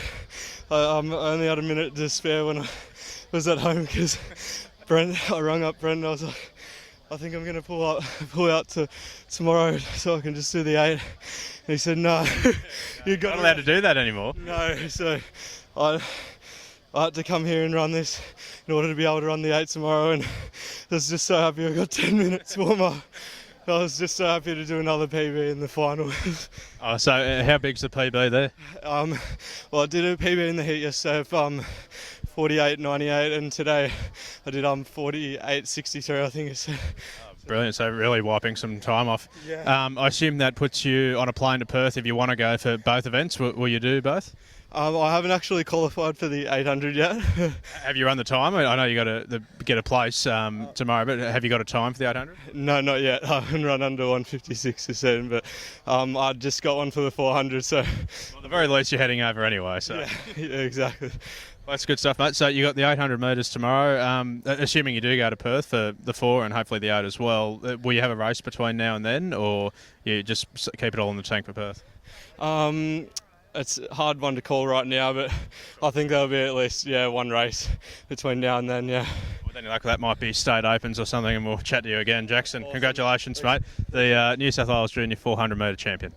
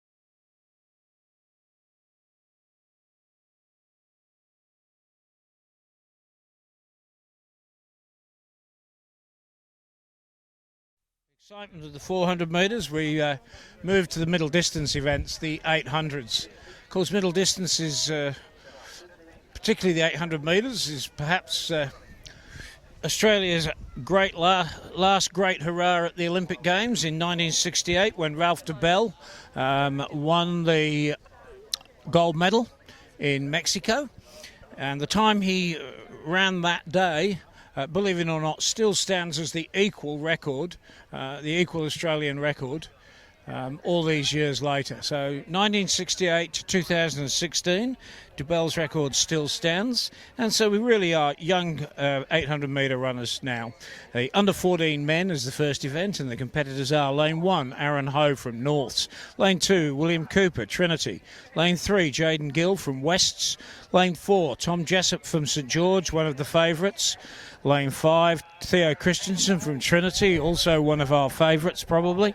In lane, where are we? In lane 6, Adam Bruce from Ryde. Lane 7, Joshua Atkinson from Hills. And in lane 8, Pranash Chand from Westfield. So they run the first 120 metres in their lanes, and when they enter the back straight, they'll run through a line of markers on the track, and after that they can move across to the inside lane, provided they do it without impeding any other athlete. And at this stage it looks like young Joshua Atkinson from the Hills District has decided to stamp his mark on this race early in the piece. He goes through the 200 metres, about 10 metres ahead of the rest of the field.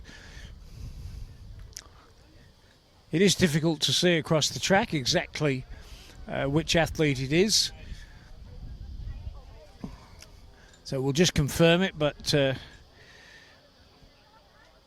as they come down the finishing straight now for the first time, they come up to the start-finish line, they hear the bell. And indeed it is Joshua Atkinson from Hills leading by about 15 metres. In second place, Theo Christensen from Trinity, and third, Jaden Gill from Wests.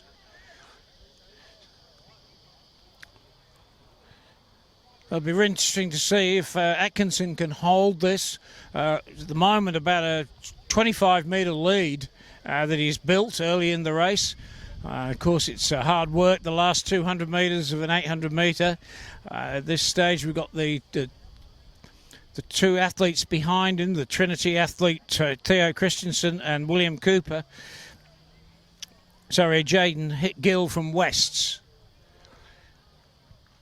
But way out in front there, Joshua Atkinson from the Hills District Club, one of Sydney's long-standing traditional clubs, produced some great athletes over the years.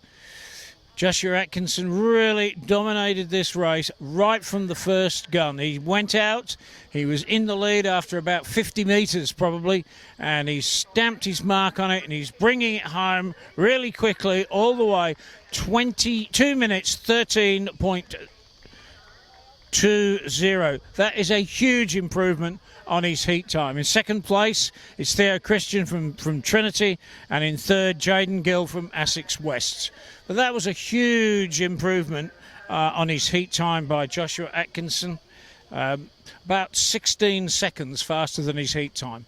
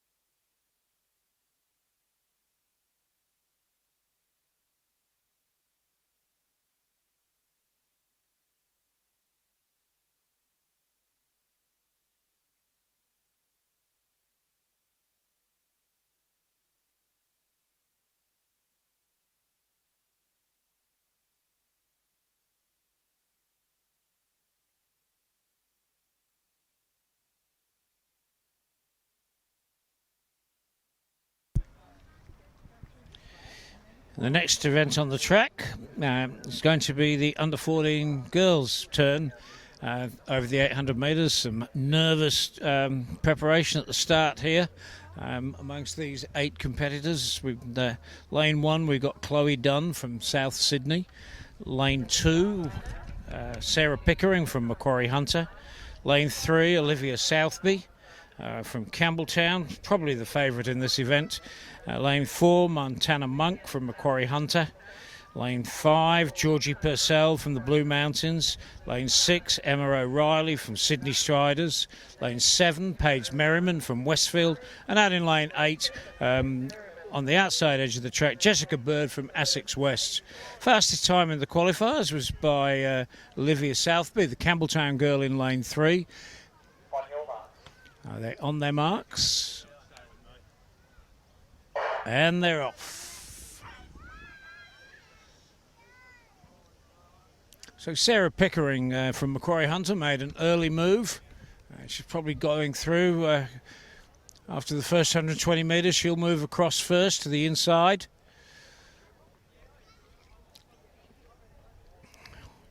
That's the Macquarie Hunter athlete moving across. She takes the lead.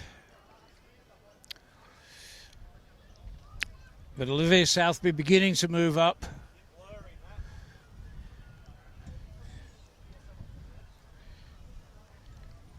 Cut back that lead. Remember, it's 800 metres. It's a fair distance for these young athletes. So if they don't panic, they've got plenty of time to move up gently on a lead like that. They come into the finishing straight now for the first time. Still Pickering from Macquarie Hunter leading the under-14 girls 800.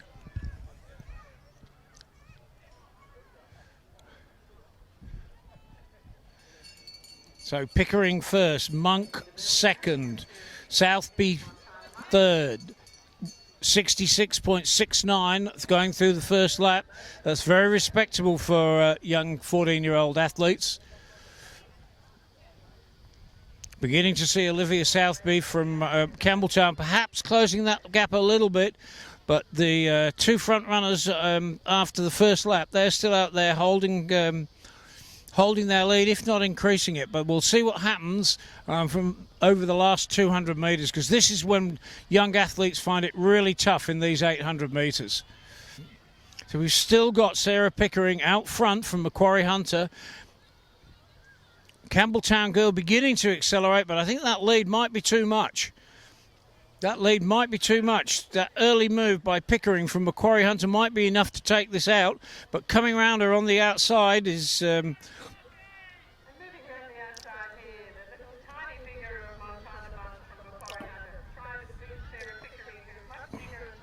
and it's Montana Monk who's moving up, but Pickering coming back at her. The 2 Macquarie Hunter athletes, first and second. First was Sarah Pickering, second was Montana Monk, and third across the line was Olivia Southby. An official winning time there, 2 minutes 18.25. So great race by the 2 Macquarie Hunter girls. They ran as a team, they dominated, they moved away early, and they probably took the running out of the pre-race favourite quite early in the heat.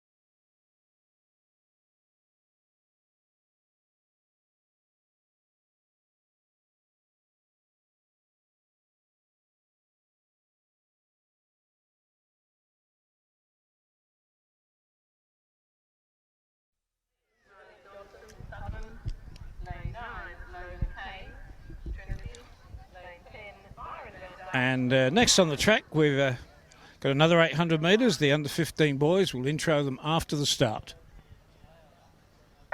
And they're off and running. So in lane 1, Dominic Pananzo. Lane 2, Alex Talbot. Lane 3, Michael Betancourt. Position 4, James Olsen-Keating. 5, Kai Hammond. 6, Angus Beer. 7, Matthew Leong. 8, Riley Dobson. 9, Logan Kay. And out in lane position 10, Byron van der Kirk. And looks like the Newington College boy, Angus Beer, has moved to an early lead of about 5 or 6 metres. And I think in second place we've got Byron van Dyke from Nara. But it's certainly the Newington boy moved out ahead of the field at this stage. We've already seen some very brave front running from some of the earlier athletes. Newington College beginning to produce some very good individual athletes who are beginning to show through in the New South Wales ranks. So as they come up to the bell in just a touch over 60 seconds, it's the Angus Beer leading from Van Dyke, and in third position we've got Olsen-Keating from Sydney University. Those the second and third there beginning to move up, a bit of a break on the Alex Talbot from Randwick Botany, but way out front at the moment is Angus Beer. And looking at the qualifying times, in fact, he's probably 9 seconds ahead of the next fastest qualifier. And it's a good battle for second and third between Logan Kay from Trinity and James Olsen-Keating from Sydney University. But with about 150 metres to go, it's Newington College's Angus Beer way out in front, probably about 15 metres. But the second and third athletes are beginning to move up and cut that lead down. So Van Dyke and Olsen-Keating beginning to cut back on that lead as they come into the finishing straight. And has Beer done too much too early? It might well be. The other two are coming up, and the University boy, James Olsen-Keating, coming at him hard, but he doesn't quite make it. First across the line there from Newington College, Angus Beard. Second from Sydney University, James Olsen-Keating. And third from Nara Athletics Club, way down south, Byron van Dyke.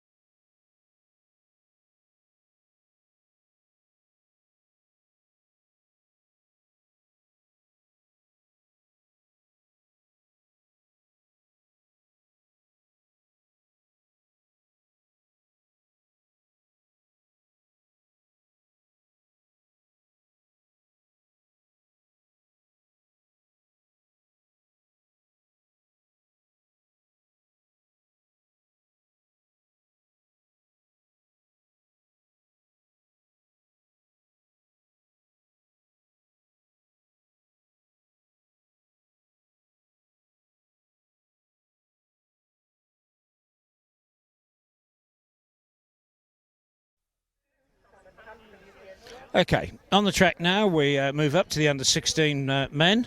They're 800 metres. We've got 7 competitors in this event. Lane 2, Thomas Hunt. Lane 3, Ben Fenton. Lane 4, Cameron Lodge from Wollongong. Lane 5, Jack Hamlin from Wests.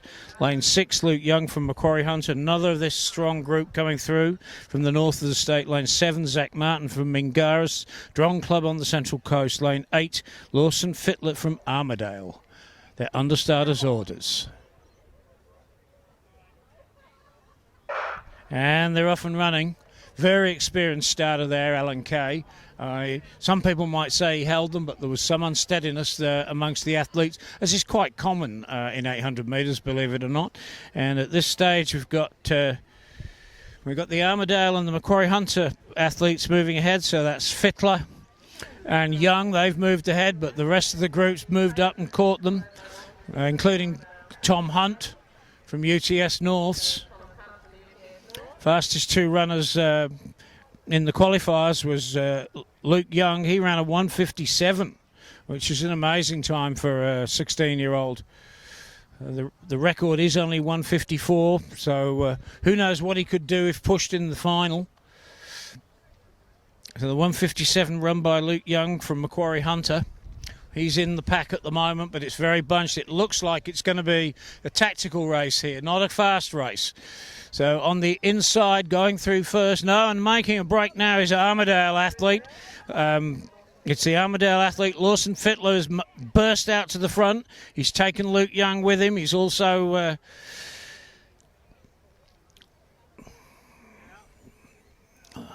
Can't quite see it. No, and here goes the Macquarie Hunter athlete down the back straight. Luke Young beginning to show his class now. He's opened up a lead on the rest of the field. Every stride that he makes, he puts a couple of more inches in it, a few more centimetres. He's moving away smoothly from the rest of the field. Late mover here is Tom Hunt from UTS Norths, but Armidale athlete Lawson Fitler also coming through fast. Looks like Fitler might make second, but way out front now from Macquarie Hunter. We've got Luke Young. He's really showing his class to the rest of the field here. He's run a stunning second lap, and he's coming up to the line now. He's going to do a good time here, 1:58.92. Second place, we've got Lawson Fitler from Armidale, and in third place, Zach Martin from Mingara. So north of Sydney dominated that one. It wasn't really the home city's race. North of Sydney taking out the first 3 places. Country athletes all the way.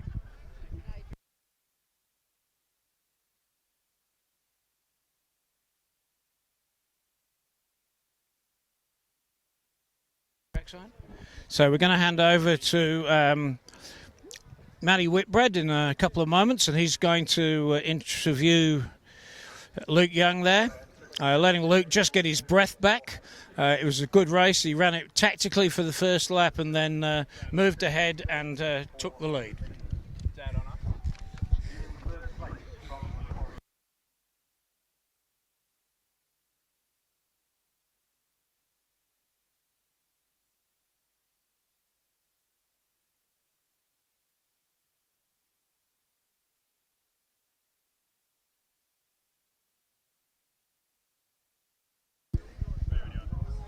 Luke Hunt, congratulations, mate. Luke, thanks. Well done, mate. From up from Macquarie Hunter, down from Macquarie Hunter, I should say, mate. Tactical race.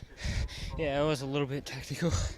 They went hard at 400, so I decided I had to go with them, and then decided to hit it hard back over at the 300. Yeah, it looked. There was a move from the Armidale athlete around the outside, just as you were taking the bell. You had to respond to that. I thought it was okay. It really didn't worry me. I just saw the pace was picking up, so just tried to go with him. And will the next race from here be, you're going to head over to Perth for the Australian Juniors? Yeah, it should be a good race. Looking forward to it, mate. Well, you're the New South Wales Junior Champion, so congratulations, Luke. Well done, mate.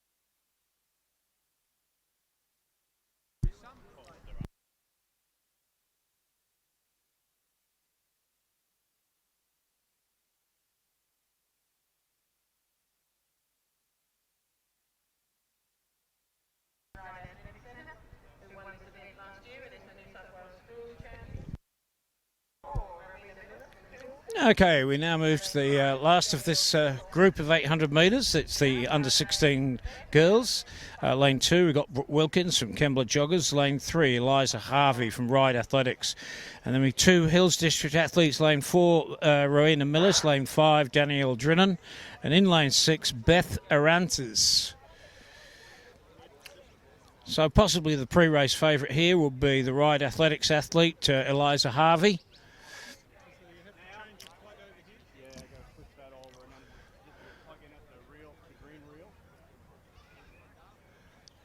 Difficult to tell. They all look like they're in white over there, but it could be Harvey moving out to the front there. We'll give you an update when we get back.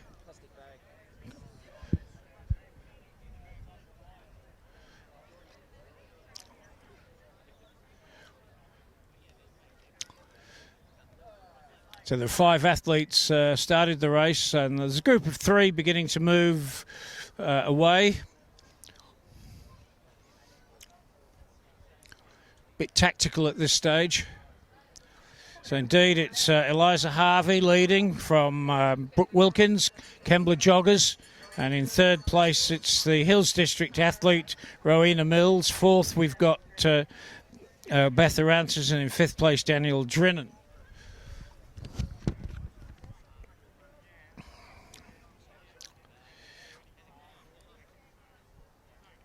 So it is the pre-race favourite, Eliza Harvey, beginning to take the rest of the field with her. Brooke Wilkins from Kembla Joggers. It's still very tactical there. And Rowena Millis, that's the 1, 2, 3. Harvey's kicked again, see if she can break the other 2. She's built about a 2-metre lead from Wilkins and Millis. So Harvey going again. She's kicked again. She's certainly left the Kembla Joggers athlete behind, but Millis is staying with her, only about 4 metres down. Millis coming back at her. Millis coming back at Harvey as they come into the finishing straight. This has been a tactical race. Harvey went early down the in the final lap. Millis is coming back at her, but Harvey responds. Millis again. Harvey responds again, but as they cross the line, it's Eliza Harvey first, Rowena Millis second, and in 3rd place from the Hills District, Danielle Drinnan.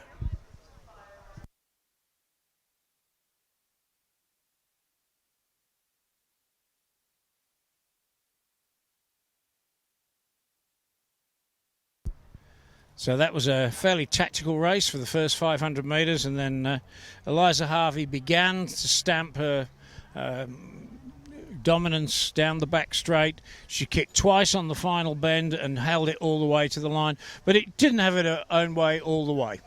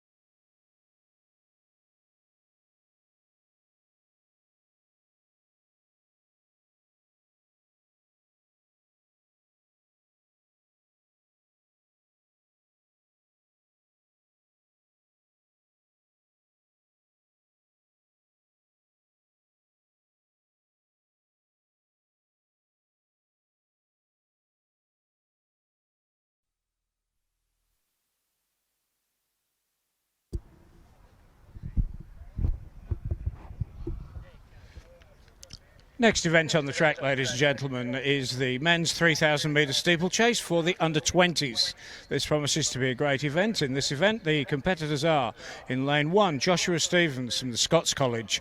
Lane 2, Oliver Moore from UTS Norths. Lane 3, Harrison Murdoch from the Scots College. Lane 4, Benjamin Playford from Ryde Athletics. Lane 5, Brandon Martin from Kembla Joggers. Lane 6, Benjamin Jagger from Sydney Striders. And in lane 7, Harlan Mohelian from Sydney Striders. Those are the competitors in the under-20 men's 3,000 steeplechase.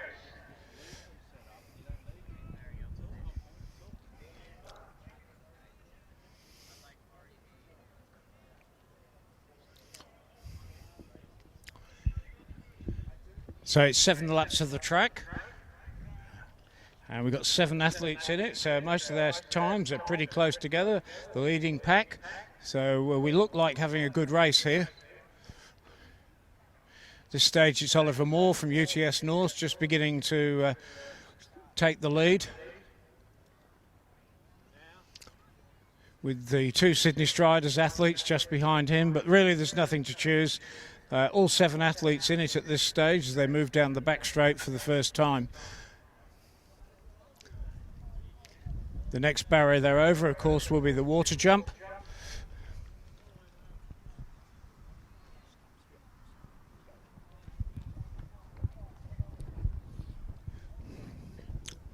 So they're over the water for the first time. Bit of a crowd building up by the water jump. It's always a bit of a spectacle. And out front now at this stage from UTS Norths, we've got Oliver Moore.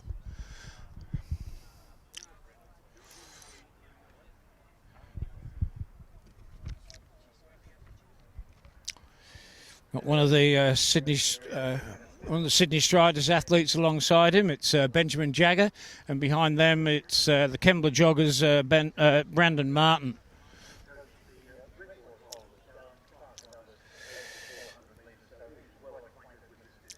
Very tactical race at this stage, as usually happens with the younger age group 3K steeplechase. It's a very tough event. The better athletes, of course, hurdle those barriers all the way, but you'll see some of them begin to put a foot on to get over the barrier.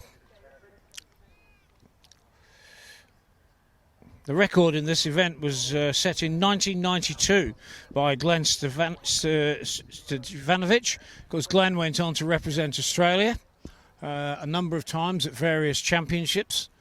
And 8 minutes 40 is the state record, and it's hardly surprising that that record has now lasted 24 years. It's unlikely to get broken today, looking at the seeding times for these athletes.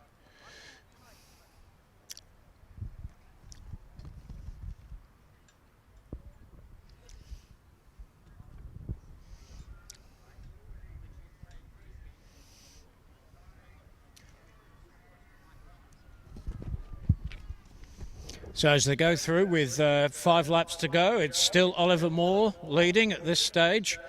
He's been leading from quite early in the event. Pace is still quite slow, it's still quite tactical, but there's 3 athletes beginning to move out there. The first 3 have built a bit of a gap on the 4th.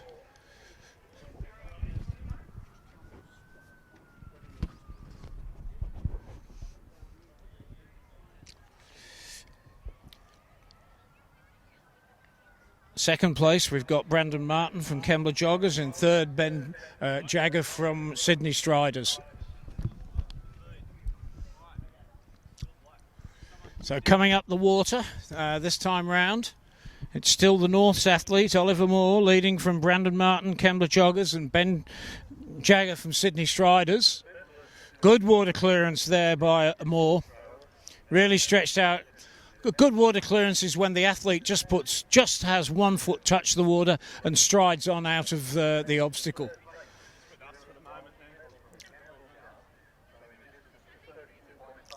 And you see the first 3 athletes all going over the barrier without touching it.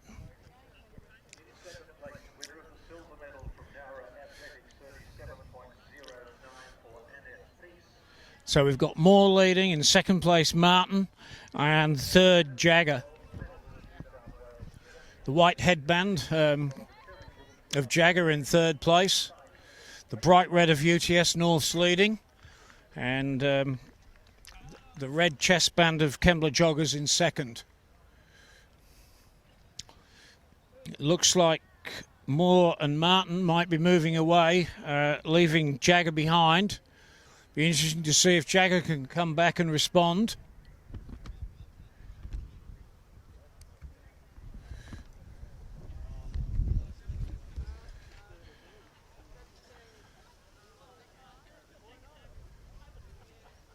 Two leaders coming up to the water for one more time. Still Oliver Moore leading the event. He's from UTS North, and in second place we got Brandon Martin from Kembla Joggers, and in third place the Sydney Striders athlete Ben Jagger. Moore made a bit of a move there off the water. It was a good water jump by Moore there. So they come up down the finishing straight this time, and they'll see 3 laps to go. The Kembla Joggers athlete Martin's come back at him again. So 3 laps to go, and we've got Moore in the lead, followed by Martin. Time through there, 5 minutes 39. They've got 3 laps to go.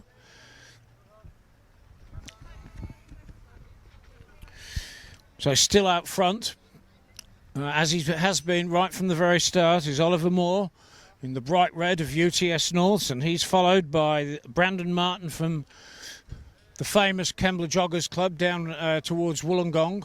They, of course, have a great heritage in cross-country and road running, and Steeplechase would fall into that sort of category.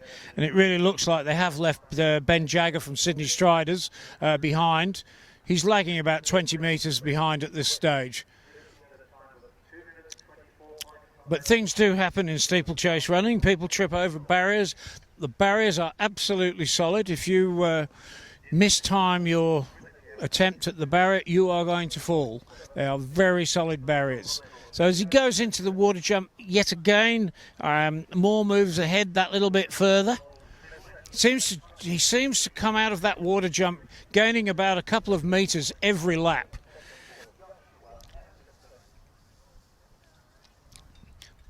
Martin really does seem to have lost touch this time.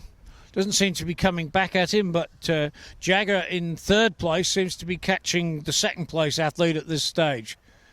So they're going through now with 2 laps to go, and the clock will stop at around 7:05 for Moore. Second through is Martin, and third Jagger. About 10 metres between each of them, the gap. But about a 50-metre gap back to the fourth athlete, the other Sydney Striders, Harlan Mulherron. Moore's put in another burst down the back straight, so he's now broken away to about 25-metre lead on the Kembla Joggers athlete.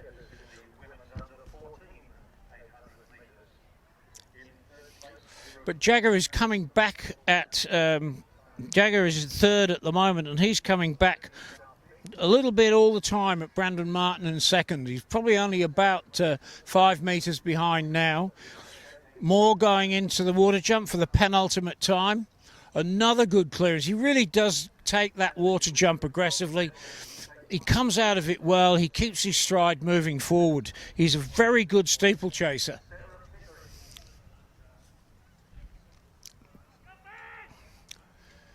So as he comes up,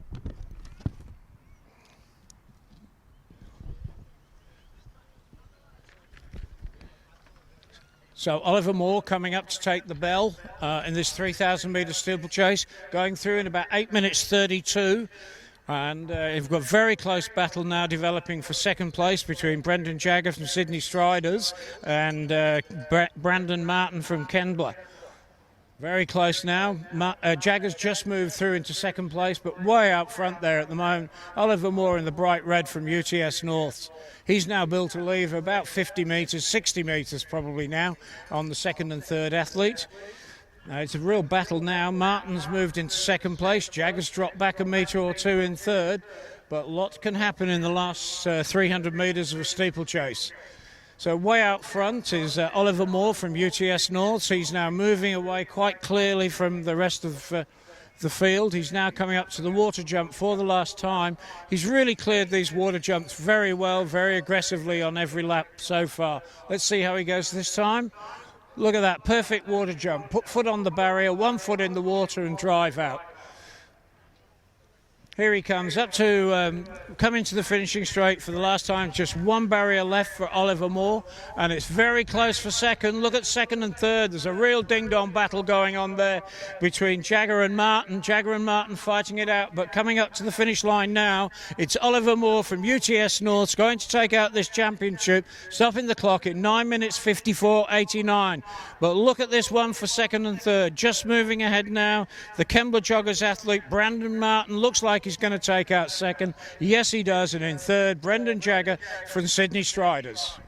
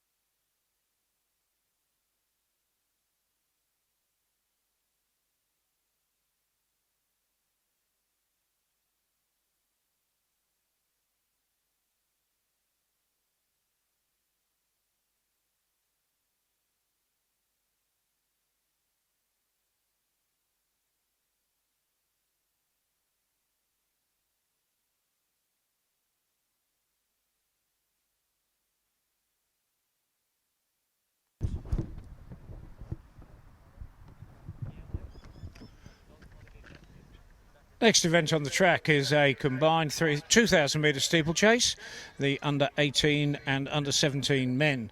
In the under 18 event, we've got position 1, Madison Weeks from the Scots College. Position 2, Will Atkinson from Essex Wests.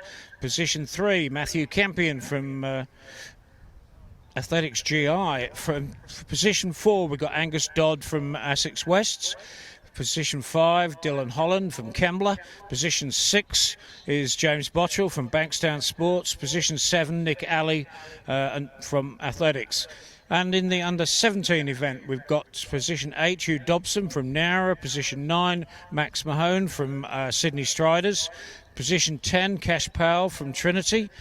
Position 11, Nathaniel Davies, also from Trinity. In position 12, Stuart Geddes from Armidale, already won the gold medal in the 3,000 last night. Position 13, Cameron Fleming from the Scots College. Position 14, Leon Gorman from Sydney Striders. And in position 15, on the outside, Finlay McPhillips, Kembla Joggers. Those are the competitors in the 2,000 metre steeple.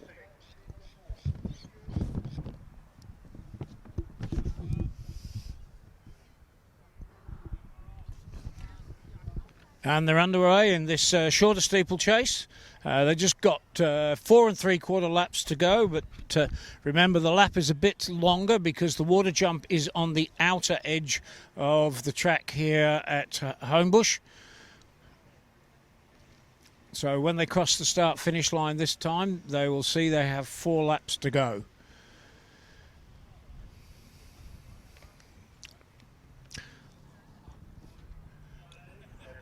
From early observation, it looks like perhaps this might be a bit faster than the previous 3,000 metres. They just athletes are a bit more strung out. There are 15 of them in this in 2 age groups. It'll be very hard to identify who's leading which age group, so we'll just keep you up to date who's leading on the track. So as they come through, first time it's position 14, Liam Gorman, leading from Dylan Holland and James Bottrell.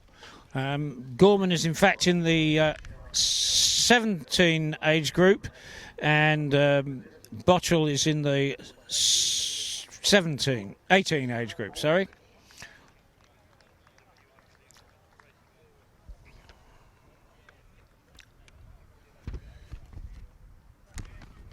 The pace accelerating again down the back straight, and the field being spread out that little bit longer.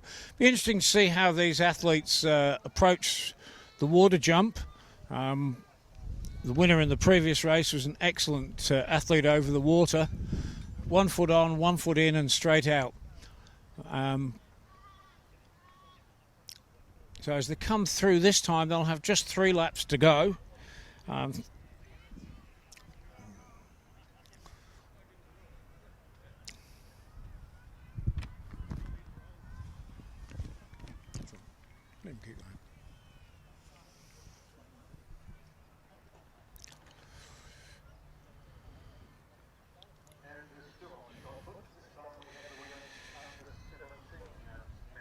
So still Gorman from Sydney Striders. Now moved up is Nick Alley into second place, and James Bottrell in third.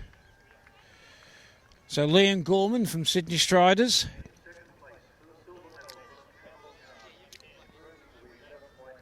Leading this combined 2,000 metre steeple by about 3 or 4 metres, and he seems to be just beginning to move away, beginning to stamp a bit of authority on this. But looks like sitting back there in third place is Stuart Geddes. And Stuart, of course, has already won a gold medal in the 3,000 metres last night. The 3,000 metres flat, not steeplechase. It'll be interesting to see if he can move up in these last 2.5 laps, 2 1/4 laps. The lap counter goes down. The lap counter goes down. The lap counter goes down to 2 laps to go. So when they come through the start-finish line, they've got about 900 metres left in this race. And we're still seeing the Sydney Striders athletes. Liam Gorman leading in second place from Kembla Joggers, Dylan Holland. James Bottrell, the gold medalist in the 3,000 in third, and in fourth place we've got Nick Alley. Close battle for second, third and fourth, but at the moment it looks like Gorman is beginning to move away at the front of the field.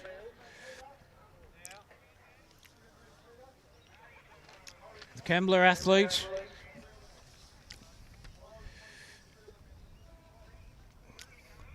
Geddes is always dangerous over any distance. He's got a very strong kick over the last 200 metres, so it'll be interesting to see if he'll come back at them over this last 250 metres of the 2,000 metre steeple.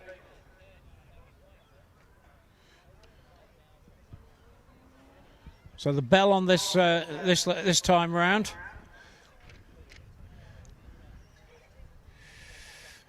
Liam Gorman from Sydney Striders got about a 10-metre lead. Second place we've got Dylan Holland from Kembla Joggers, and in third from Armidale, Stuart Geddes.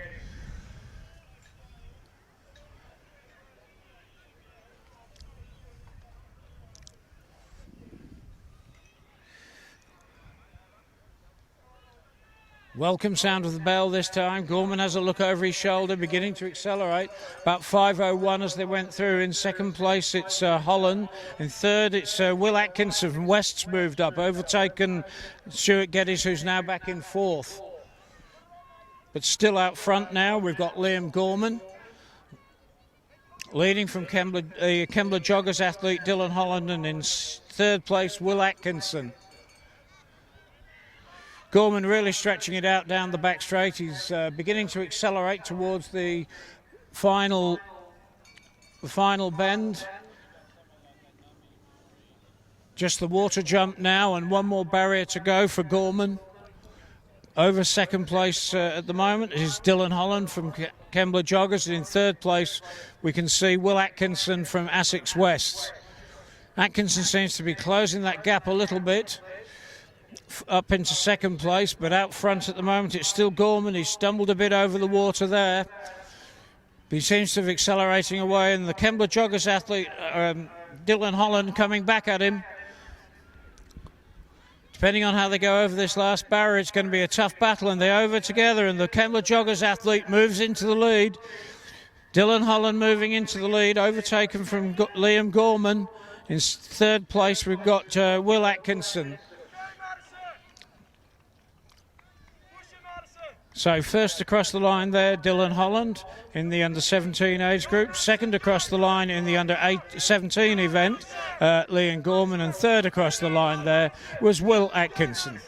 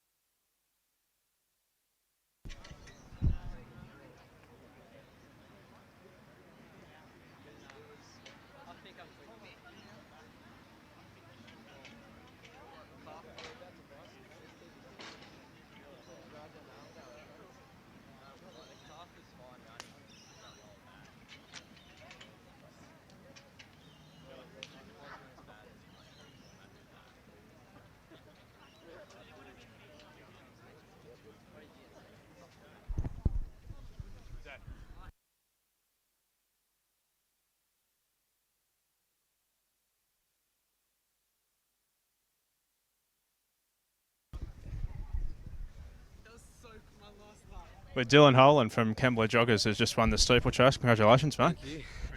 Yeah, very happy. Great. What about the time? Yeah, it was a pretty good time. PB of about 4 seconds, which is good. I'm happy with it. Can't be upset with PBs. So, mate, the New South Wales Junior Champion, qualified for the Australian Juniors, going to be heading over to Perth? Yes, I will, and I'll also do the 3K over in Perth as well. I've qualified for that. Oh, double duty. There you go. So a 2 steeple and a 3 flat.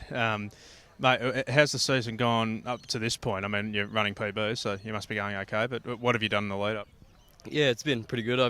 Went up to Falls Creek for 2 weeks and did some altitude training there, which was great, and trained really well, and then just came down here and just done really well as well. So excellent, mate. We'll get over to the next race, but congratulations, mate. You're off to Perth, the Australian Juniors. Dylan Holland, the winner of the 2,000 metres junior steeplechase title.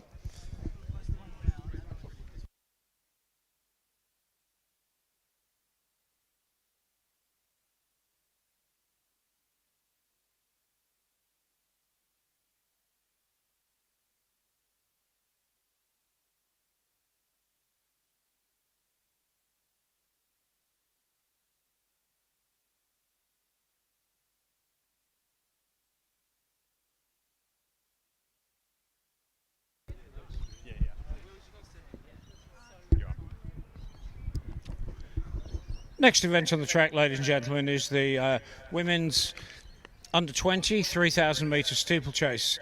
Just 2 competitors in this very tough event. In position 1 from Bankstown Sport in the green, yellow and white is Beth Croft. And in position 2 in the red, white and blue of Ride is Georgia Winkup. Those are the 2 competitors in the ladies under 20 3,000 metre steeplechase.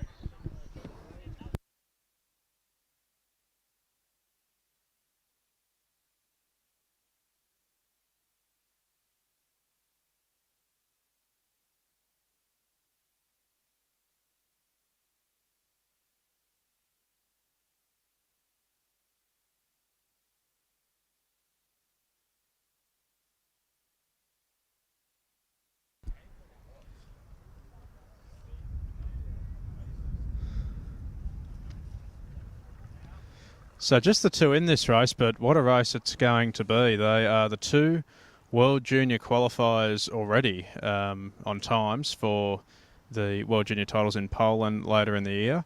Beth Croft, about 10 seconds her PB to the good of Georgia at the moment. And Beth has won all of their races against each other this season. And they have been racing against each other quite a bit, once at the Hunter and twice at Bankstown prior to Christmas. Not unusual, Georgia going out the faster of the 2. Just had a little stagger on that previous steeple. Seems to have recovered okay. So Georgia will lead Beth into the straight for the first time. Of course, both of these girls, this is really a prelude to the Australian Junior Championship final, assuming there are no issues in this race. These 2 likely to be the 2 fastest in Australia, vying for selection for Poland just before the Olympic Games a little bit later in the year. So Georgia leads them through. And Beth just behind her. Obviously quite rare for these 2 girls to have the track all to themselves. Normally they'd be mixed in with one of the junior boys 2,000 metre races. So there's at least some people to run off. So really it'd be quite difficult for them to be out there all by themselves with nobody to run off, particularly when last week at the Hunter Track Classic they were running off Victoria Mitchell and Rosa Flanagan for the first 2 laps, an Olympian and a New Zealand national champion.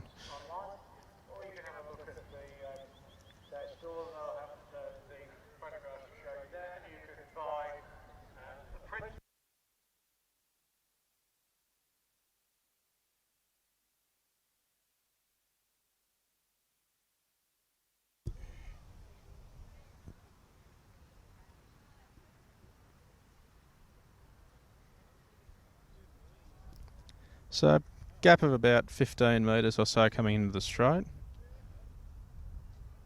as they go over the last steeple for this lap. And they'll have just over 2,000 metres to run when they hit the line. Of course, these laps are not exactly 400 metres, given they have to go a little bit wider to a little bit wider to get around the water jump.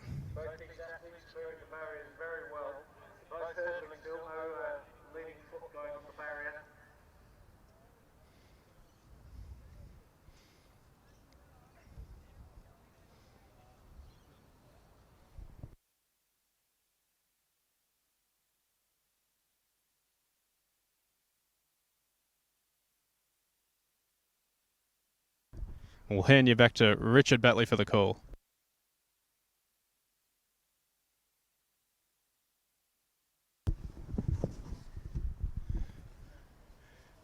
Thanks, Maddie. And there's about 4.5 laps to go in this 3,000 metre steeplechase. That gap of about 4 metres has been about the same for the last 2 laps. They really haven't changed that gap. Croft's been sitting on Whincup, letting Whincup do all the work.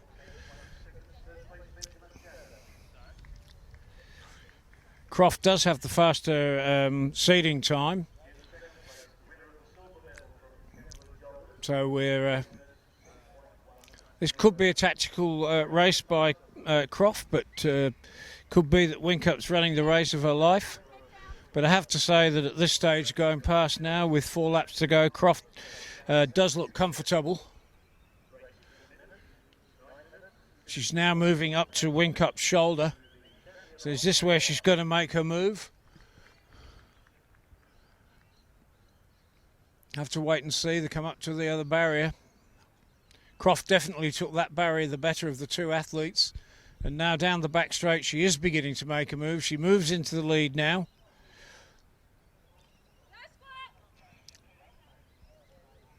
It's always over the barrier that you begin to see where the athletes are doing well. Nothing to choose as they came off that barrier. There's still only a gap of a couple of metres in this. But you'd think that Beth Croft, the Bankstown girl, does have a bit in reserve.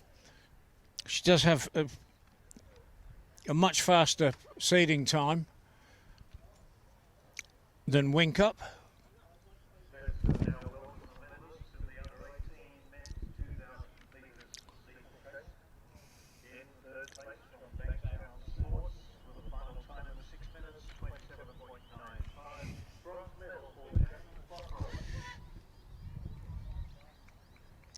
State record in this event is 9:53, set in 2014 by Kate Spencer, and that's not much faster than Beth Croft has put in as her seeding time.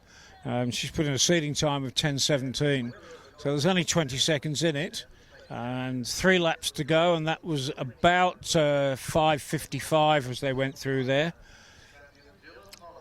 Croft definitely beginning to move ahead now. She's set up a break of about 20 metres from Georgia Whincup and beginning to just move ahead a little bit more with every stride as she goes down that back straight. She's running, looks to be running very much within herself.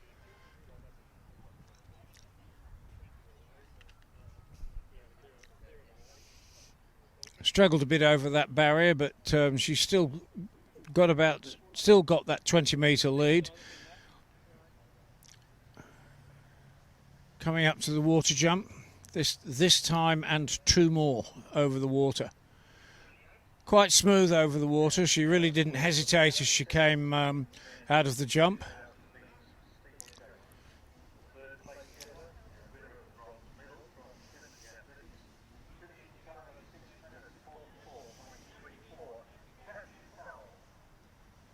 She's still hurdling the barrier as well. She's not putting a foot on, so it means she goes over quite smoothly.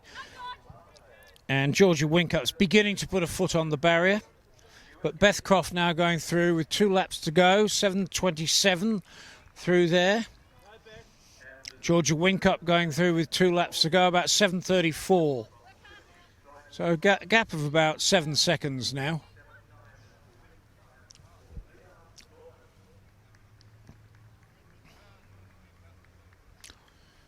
Gap's probably up to nearly 40 metres, 30 metres perhaps at this stage.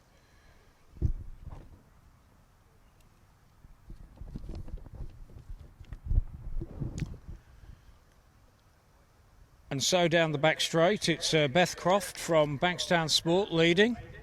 Lap and a half to go.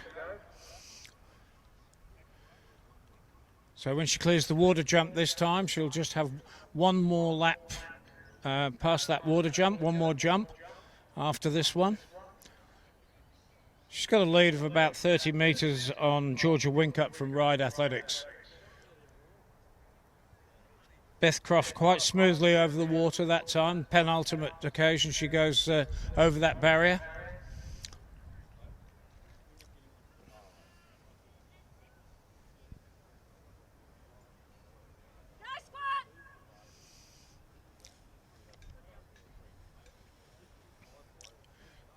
So as she comes up to the start-finish line this time, in about 30 metres, she'll hear that welcome sound of the bell, and probably no event where that sound is more welcome than the 3,000 metre steeplechase. So Beth Croft out there, Bankstown Sports on her last lap, and following her now is from Ride Athletics, Georgia Winkup. She's got one lap to go, and it's about 60 metres now, the gap. So you would think that at this stage Beth Croft is going to win this event.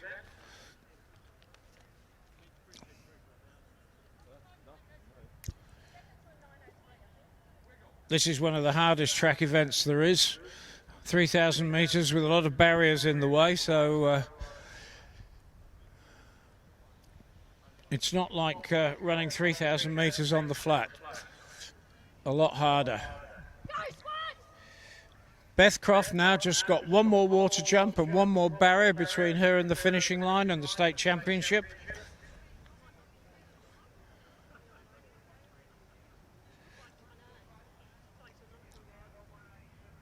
Took that last water jump cautiously, make sure there were no mistakes. She's run a very sound race here. She held back for the first couple of laps, then moved up to within a couple of metres of the leader, and then with about 4 laps to go, she moved into the lead and has been moving further and further ahead all the time. So here she comes, winning the under-20 3,000 metre steeplechase at the 2016 New South Wales Junior and Youth Championships from Bankstown. Beth Croft, an official winning time, 10 minutes 39.79. And coming up now to take out second place from Ride Athletics, also a really excellent race. It's Georgia Winkup in about 10 minutes 57.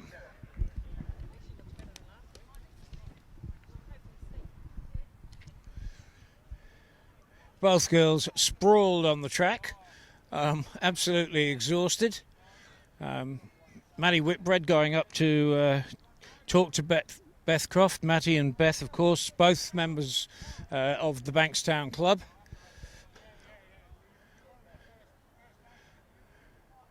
I think there's a bit of favouritism going on there. Matty helping Beth off with her shoes.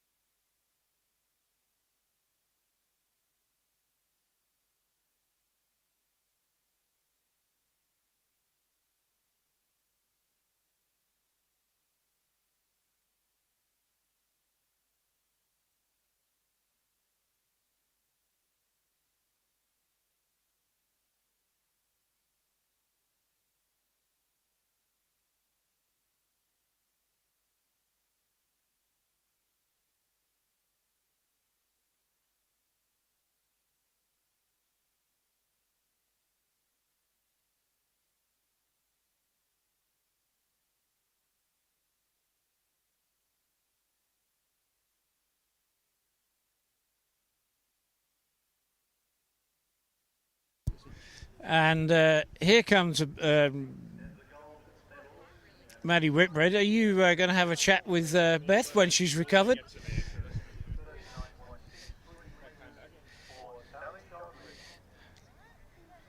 I see that she's got the port and starboard shoes on, red and green, but red is meant to be port on the left and starboard is green on the right. So it might be time for a new pair. So the water leaks out. Oh, okay. When you go in Matty Whitbread's just found a hole in Beth's spikes, but Mum says it's to let the water. Yeah, so Matty, I'm going to hand over to you. How did that go from a Bankstown point of view? Very happy from a Bankstown point of view. I know Beth, she's going to say that she's been struggling with her racing a little bit because, you know, elite athletes are hard on themselves. But George has been her biggest rival for probably a couple of seasons now, and she's just put about 100 metres on her. So it's very pleasing from if I can put my biased Bankstown hat on. Of course, they've both already got a couple of qualifying times each for World Juniors, so as long as all goes well over in Perth and there's no major dramas, they should both be on the plane to Poland. So exciting times ahead for both of them, and we'll just see how the match racing goes, because it's good fun to watch at the moment between them. And of course, you're not biased at all towards the Bankstown athlete.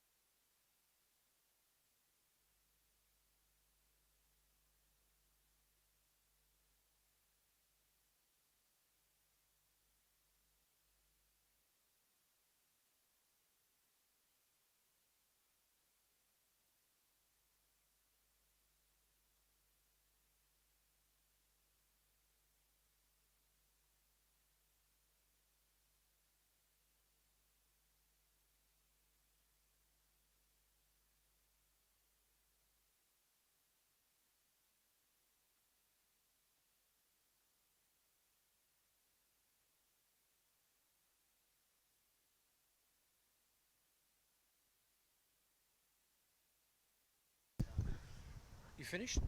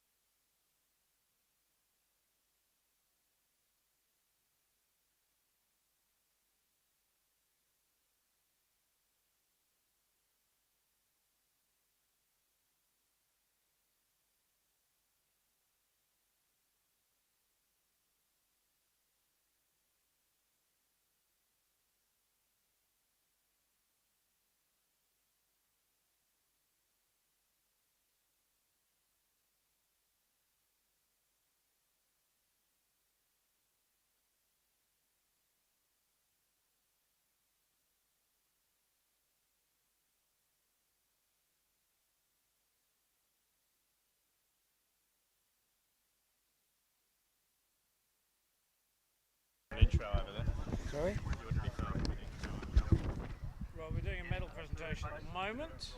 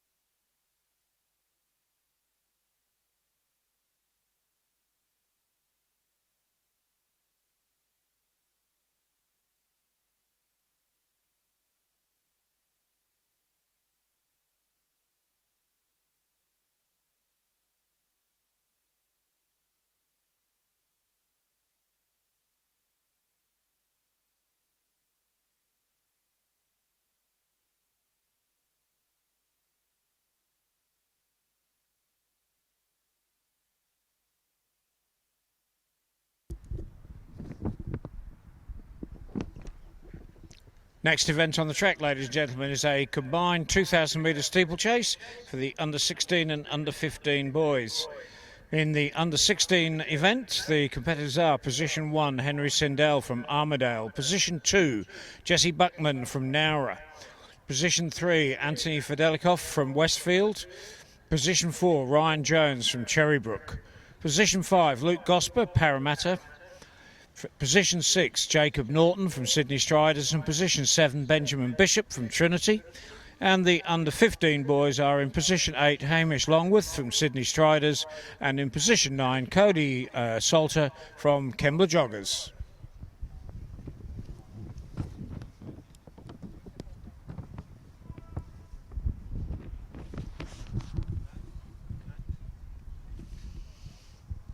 And straight into the lead in this event is the Armidale athlete Henry Sindel, and he's followed by another country athlete, Jesse Buckman from Nowra.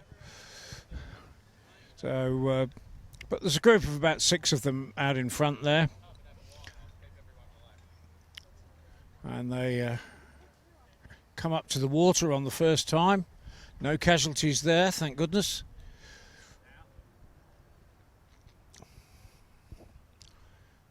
After the number of steeplechases we've had this afternoon, there's usually quite a lot of water sloshing around the water jump, so it can get quite slippery, and occasionally see athletes have a minor mishap. So as they come up towards the start-finish line for the first time, it's Henry Sindel from Armidale leading Cody Salter from Kembla Joggers. And they're also the leaders in the under 16 and under 15 events. This stage we've got the Nowra athlete Jess Bookman in 3rd place, and from Trinity Athletics in 4th, Benjamin Bishop. Not on.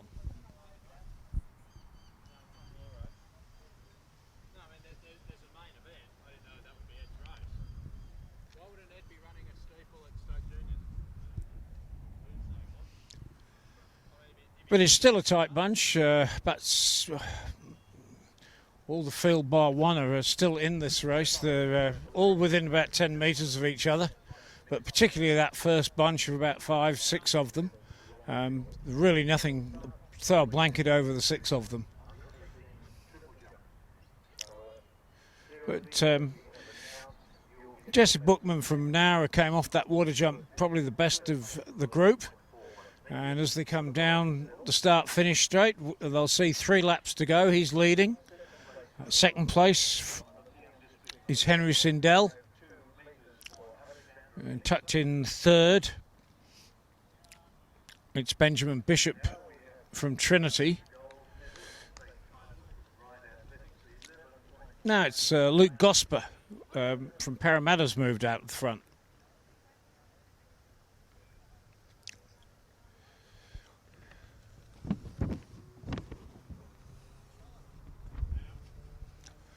two bright yellow singlets in this, Nara and Parramatta, and at this stage it's the Parramatta athlete leading, Luke Gosper.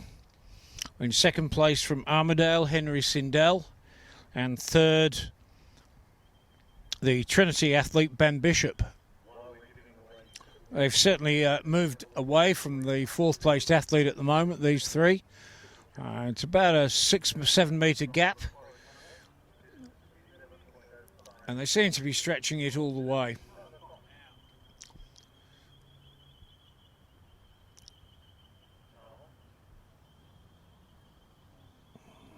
Bishop had a bit of a slip at the water jump on that time, but he seems to have recovered and he's back in the race. He never went over, but he certainly lost a few metres there, and he lost his stride as he went into that barrier as well.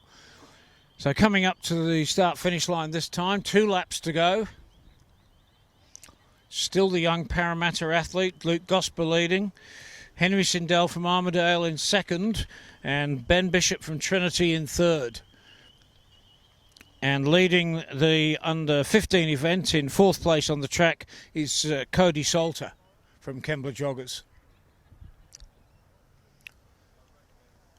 Got about a lap and 3/4 to go now, and 2 athletes beginning to move away to contest the lead.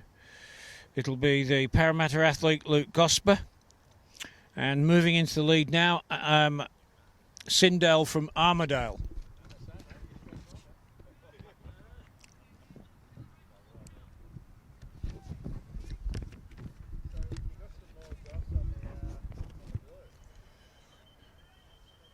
Just 2 more water jumps to go.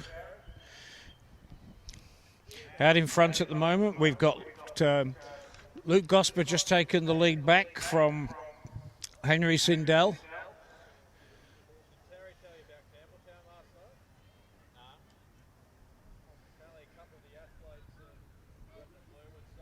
Sindel's taken the lead back again now. These two are beginning to have a bit of a ding-dong battle out front there. 1 lap to go, Bell this time. Going through with 1 lap to go, 5 minutes 12, and it's Henry Sindel from Armidale leading, Luke Gosper from Parramatta in second, and in third place from Trinity, Ben Bishop. So the first 2 athletes beginning to stretch their legs a bit as they go into the back straight for the last time. Sindel leading from Gosper. Gosper coming back, not letting Sindel get too far away. Only about a metre between them. Still Sindel from Armidale leading the Parramatta athlete Gosper. Gosper comes up onto his shoulder over that barrier though. Coming up to the water jump for the last time. The green and white and yellow of Armidale leading the yellow of Parramatta.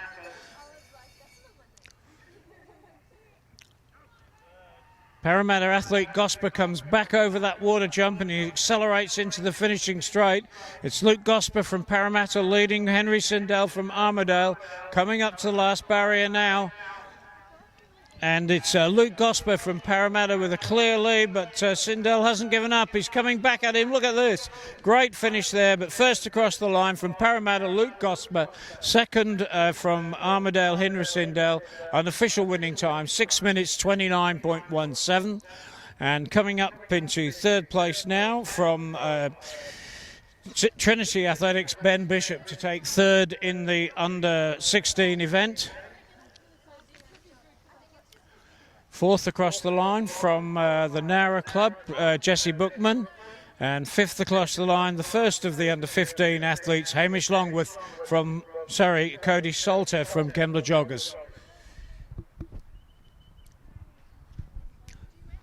So that was another good battle over the steeplechase. We've seen some really good steeplechase running here this afternoon. Just 2 events left, both steeplechase events. And we're looking forward to tomorrow when we have an excellent program of athletics lined up here at the New South Wales Junior and Youth Championships at Sydney's Olympic Park. This is the first time we've seen the blue track, the new blue track used. at Sydney Olympic Park, and we'll be, in the next couple of weeks, we'll be moving back into the main stadium, where there is also a brand new blue track waiting for everyone.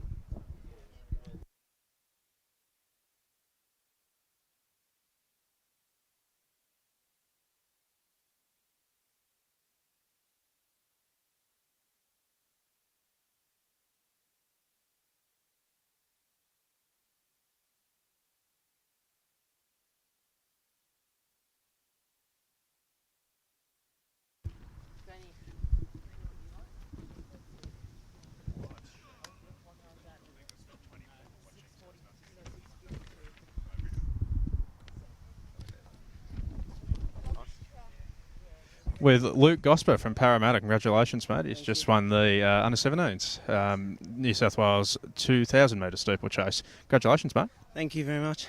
Running for the mighty Parramatta, mate. Is that your first New South Wales junior title? No, I did the same thing last year as well. There you go, backing up, two-time champion. Will we be expecting to see you head over to Perth? Yep, in the 2K steeple and the 3,000 metre. Another one who's doubling up with a bit of double duty. How's the season gone so far, mate? What have you been doing in the lead up to this? I've been doing a lot of training lately and like heaps of trellos and events and stuff, trying to get PBs and qualifiers, so yeah. That's excellent. And will you be having a run before Perth, or will that be your next race? I have tomorrow, and I got regionals next weekend as well for Little Ace. And what's that tomorrow that you're running? Is that 800 or? 1,500 tomorrow. Oh, good luck with it, mate. Thank Luke, you very much. the New South Wales Junior under-17 2,000 metre steeplechase champion.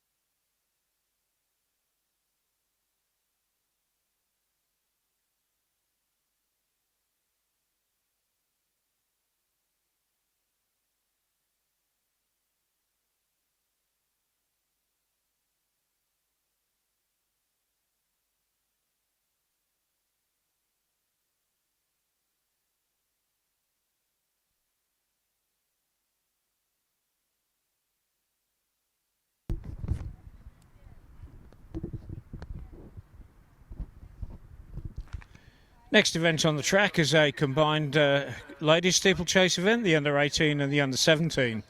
In the under-18 event, the competitors are in position 1, Elizabeth Martin from Kembla Joggers, position 2, Kelsey Gray from Orange Runners, Position 3, Bryony Norton from Bankstown Sports, and position 4, Claire Dobson from Nowra.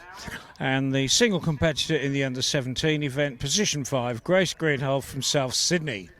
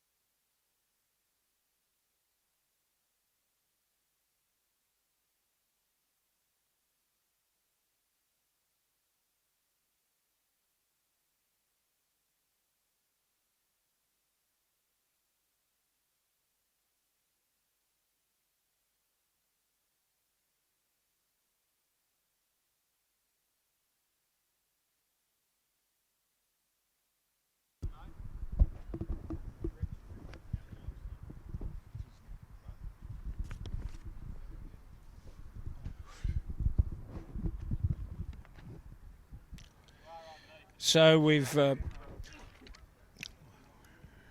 got just over 3 laps to go in this 2,000 metre steeplechase for ladies.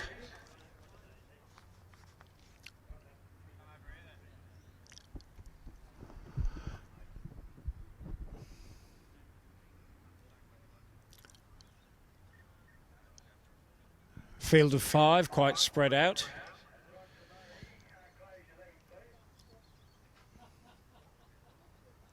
We'll bring you an update as they of their positions as they go through with 3 laps to go.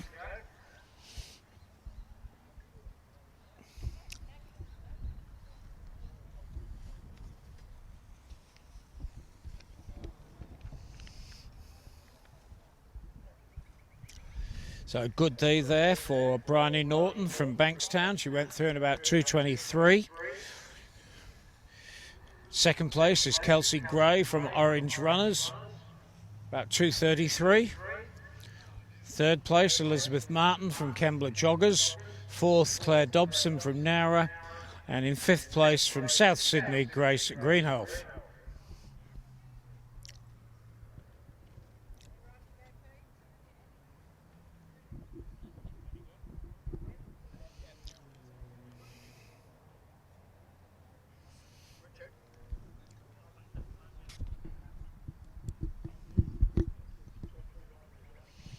So it's a big lead at this stage for the Bankstown athlete, Bryony Norton. Bankstown doing very well in these steeplechases at the moment. Already had one winner with Beth Croft. It certainly looks like that Bryony Norton should win this one. She's about 40 metres ahead of the second placed athlete.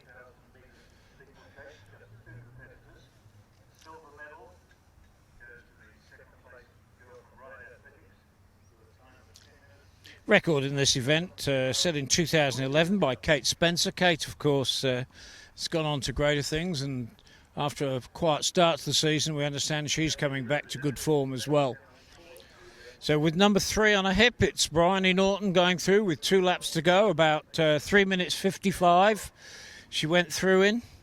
Second place, the Orange Runners athlete, Kelsey Gray. She's had a long 4 or 5 hour drive to get here today.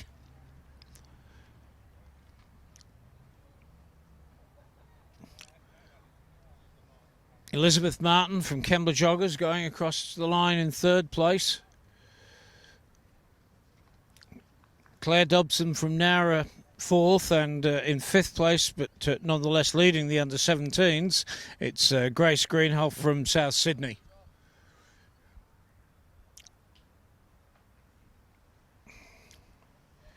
Norton really has stamped her class on this race in the last lap. She's moved out to a lead of, something like 60 metres at this stage. She's coming up to the water jump for the penultimate time. She goes through that smoothly without even appearing to slow down her forward momentum. She really is very good over these barriers.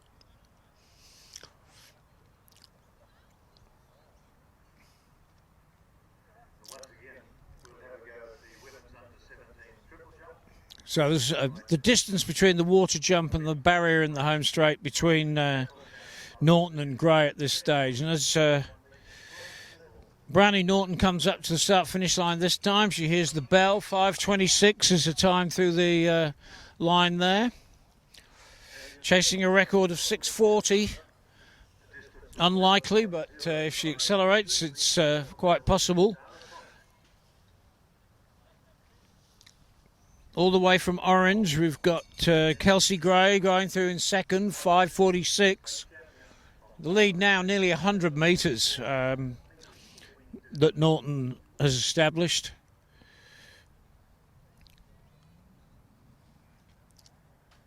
Kembla Joggers athlete Elizabeth Martin in third place.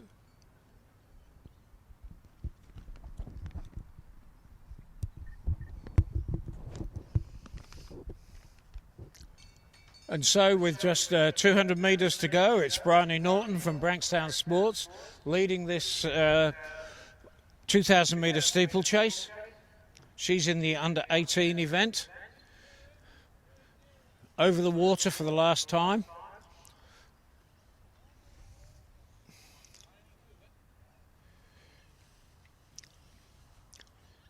Been a hard race leading from the front all the way.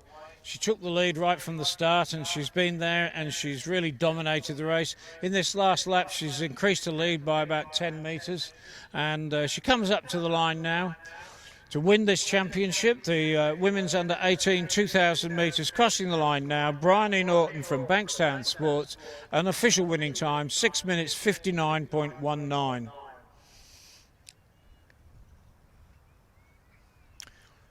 Coming down the finishing straight now, all the way from Orange, Kelsey Gray.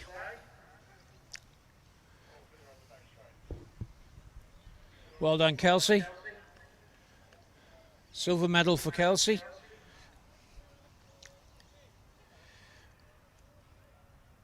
And it's Elizabeth Martin from Kembla Joggers taking out the final medal in the under-18 event.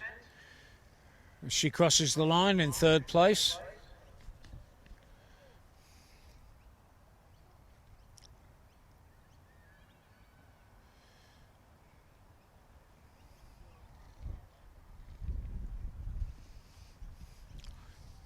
First place athlete is Claire Dobson from Nara, and winning the under-17 title from South Sydney, Grace Greenhoff.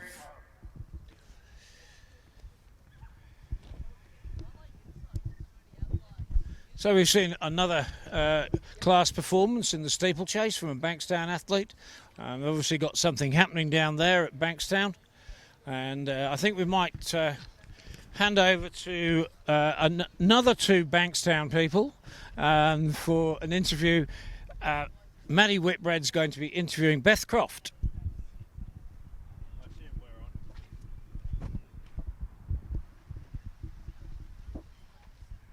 One of my favourite interviewees. Come up here. One of my only interviewees, the only one that puts up with me. She's used to me from Bankstown. Beth Croft, the two-time now, I think, under-20 New South Wales junior champion. No, just once. What happened last year? Last year I was at the World Cross Trials. That's right. She was busy. That's right. She was busy off down... doing very well, I think. Ewan, just pipped by Jess Hull, her Bankstown stablemate down there, who, of course, went off to China to run in the World Cross. But being a minute and a half, but that's all right. Over 6K. Over 6K, that's all right. But Beth, nonetheless, is the reigning Australian junior 3,000 metre steeplechase champion and now adds a New South Wales title to that resume. You weren't stoked with the race today, but talk us through it strategically. I mean, it was quite common of your races with Georgia behind for the first 1,500 or so and then going around her. Yeah, just the usuals, just us two in the race, so yeah, it was always going to be a bit hard to do a good time when there was only two people and it's new track, a bit windy, so yeah, just went out there, did what I had to do, so yeah, we're not really peaking for state, more nationals and then hopefully World Juniors as well, so I've already got 2 qualifiers under my belt, so yeah, a few not great races, aren't too bad here and there. Yeah, sorry, to add one last thing. Yeah, I heard from someone, one of the Athletics Australia coaches, Nikki Frey, she said, you often learn more from the bad races than you do from the good races, so just see every bad race as an opportunity to learn something and come back better in the future. So. Well, I'll tell you what, if you're going to have bad races, you might as well pick up New South Wales championships in them. I mean, if you're winning a state junior title in a bad race, that's probably a good sign. You ran last week, the last time we spoke was when you ran your PB at Bankstown, but you had a race last week at Hunter as well. Good experience to get amongst Vic Mitchell and Rosa Flanagan, a couple of the quick open girls. Yeah, it was a great experience. Unfortunately, that race didn't go as planned either. Like, it got taken out really, really fast. So the first 2 laps we were running at a pace 40 seconds faster than my PB. So a bit quick. And I did speak to you after race, and you indicated that you might have just gone out a little bit hard in that one, got caught up in the moment. When you blow up sort of halfway through the race, 3.5 laps to go is a long way. It's a very long way. Reminds me of blowing up in half marathons at about 15k mark. What's next from here? Are you going to have a race before Perth, or will it be a big training block leading into Western Australia? Well, I've got the 800 tomorrow, which will be, like a short sprint. And you're the 400 metre guys that disagree with that. yeah, definitely. We might do the steeple at State Opens, and then if I do that, that'll be the last steeple before Nationals. So. Oh, well, it's going well. The New South Wales Junior Champion, Beth Croft, go Bankstown.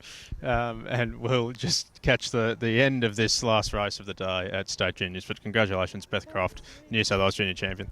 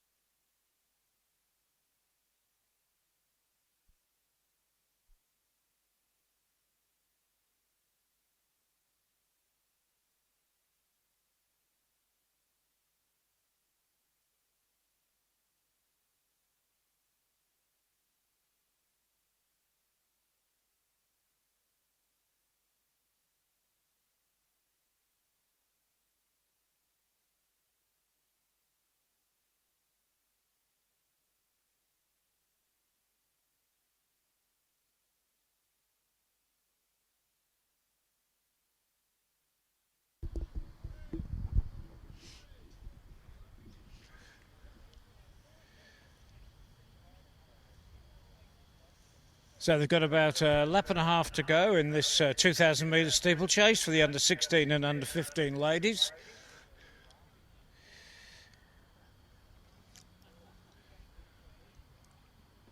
In the early stages, we had a group of three. Gosper, Porter and Sligo dominated it. That group's been broken up a bit now. So as they come up into the straight this time, they'll see the lap counter drop down to 1.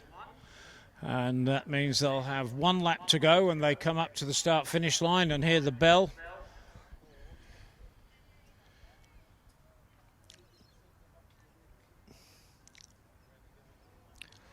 And so out front, we've still got Taylor Porter from Sutherland District Athletics Club.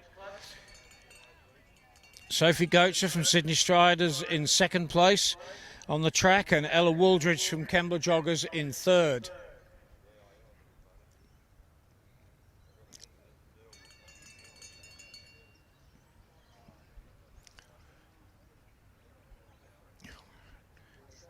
Taylor Porter over that barrier, entering the finishing straight, but it looks to me like Sophie Gosper from Sydney Striders is beginning to put on a bit of a chase here. That gap possibly narrowing slightly, but not much. So just the water jump and 1 more barrier to go for Taylor Porter out in front.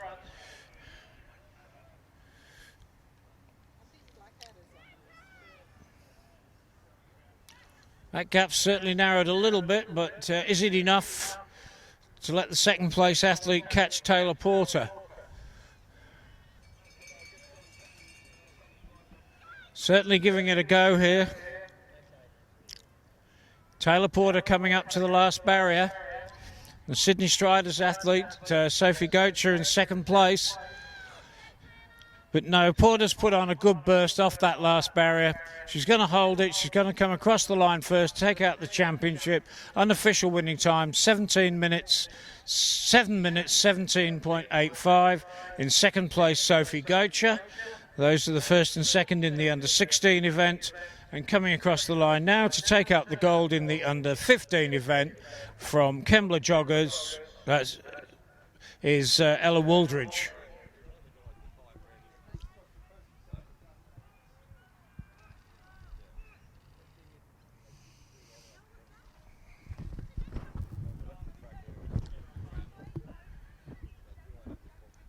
And so, ladies and gentlemen, that concludes the track program for today. We've still got a couple of field events underway, and we do look forward to welcoming you back here at the New South Wales Junior and Youth Championships at Sydney Olympic Park tomorrow morning for the third and final day.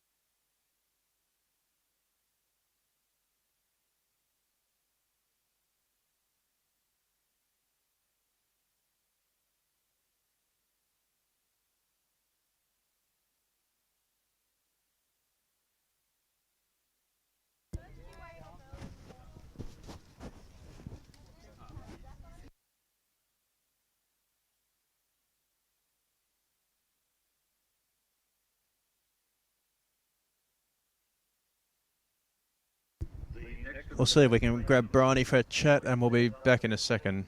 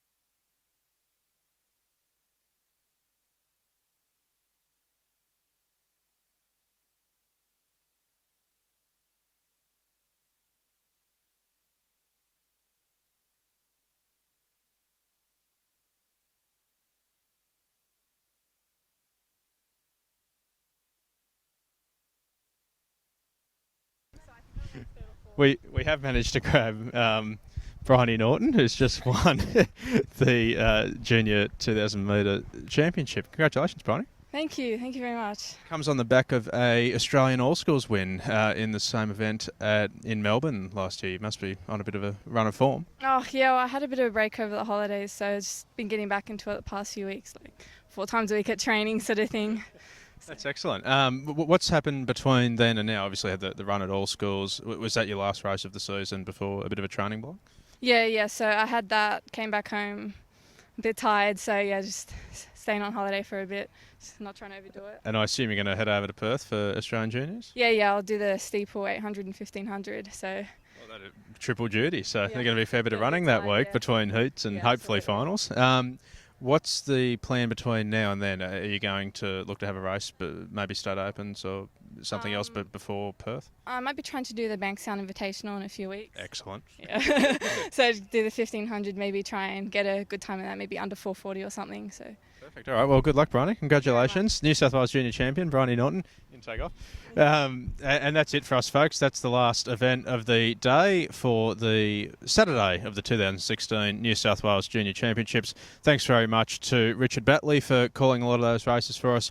We'll be back with a live stream tomorrow, probably about sometime in the afternoon, but we'll get the details of that up on the Facebook page. It'll be the afternoon final session for Sunday here at the brand new blue track at the Sydney Olympic Park Athletics warm-up track. But we'll be back tomorrow for Sunday of the 2016 New South Wales Junior Championships. Thanks for sticking with us today, and we'll have some highlights up hopefully tonight or tomorrow. Cheers.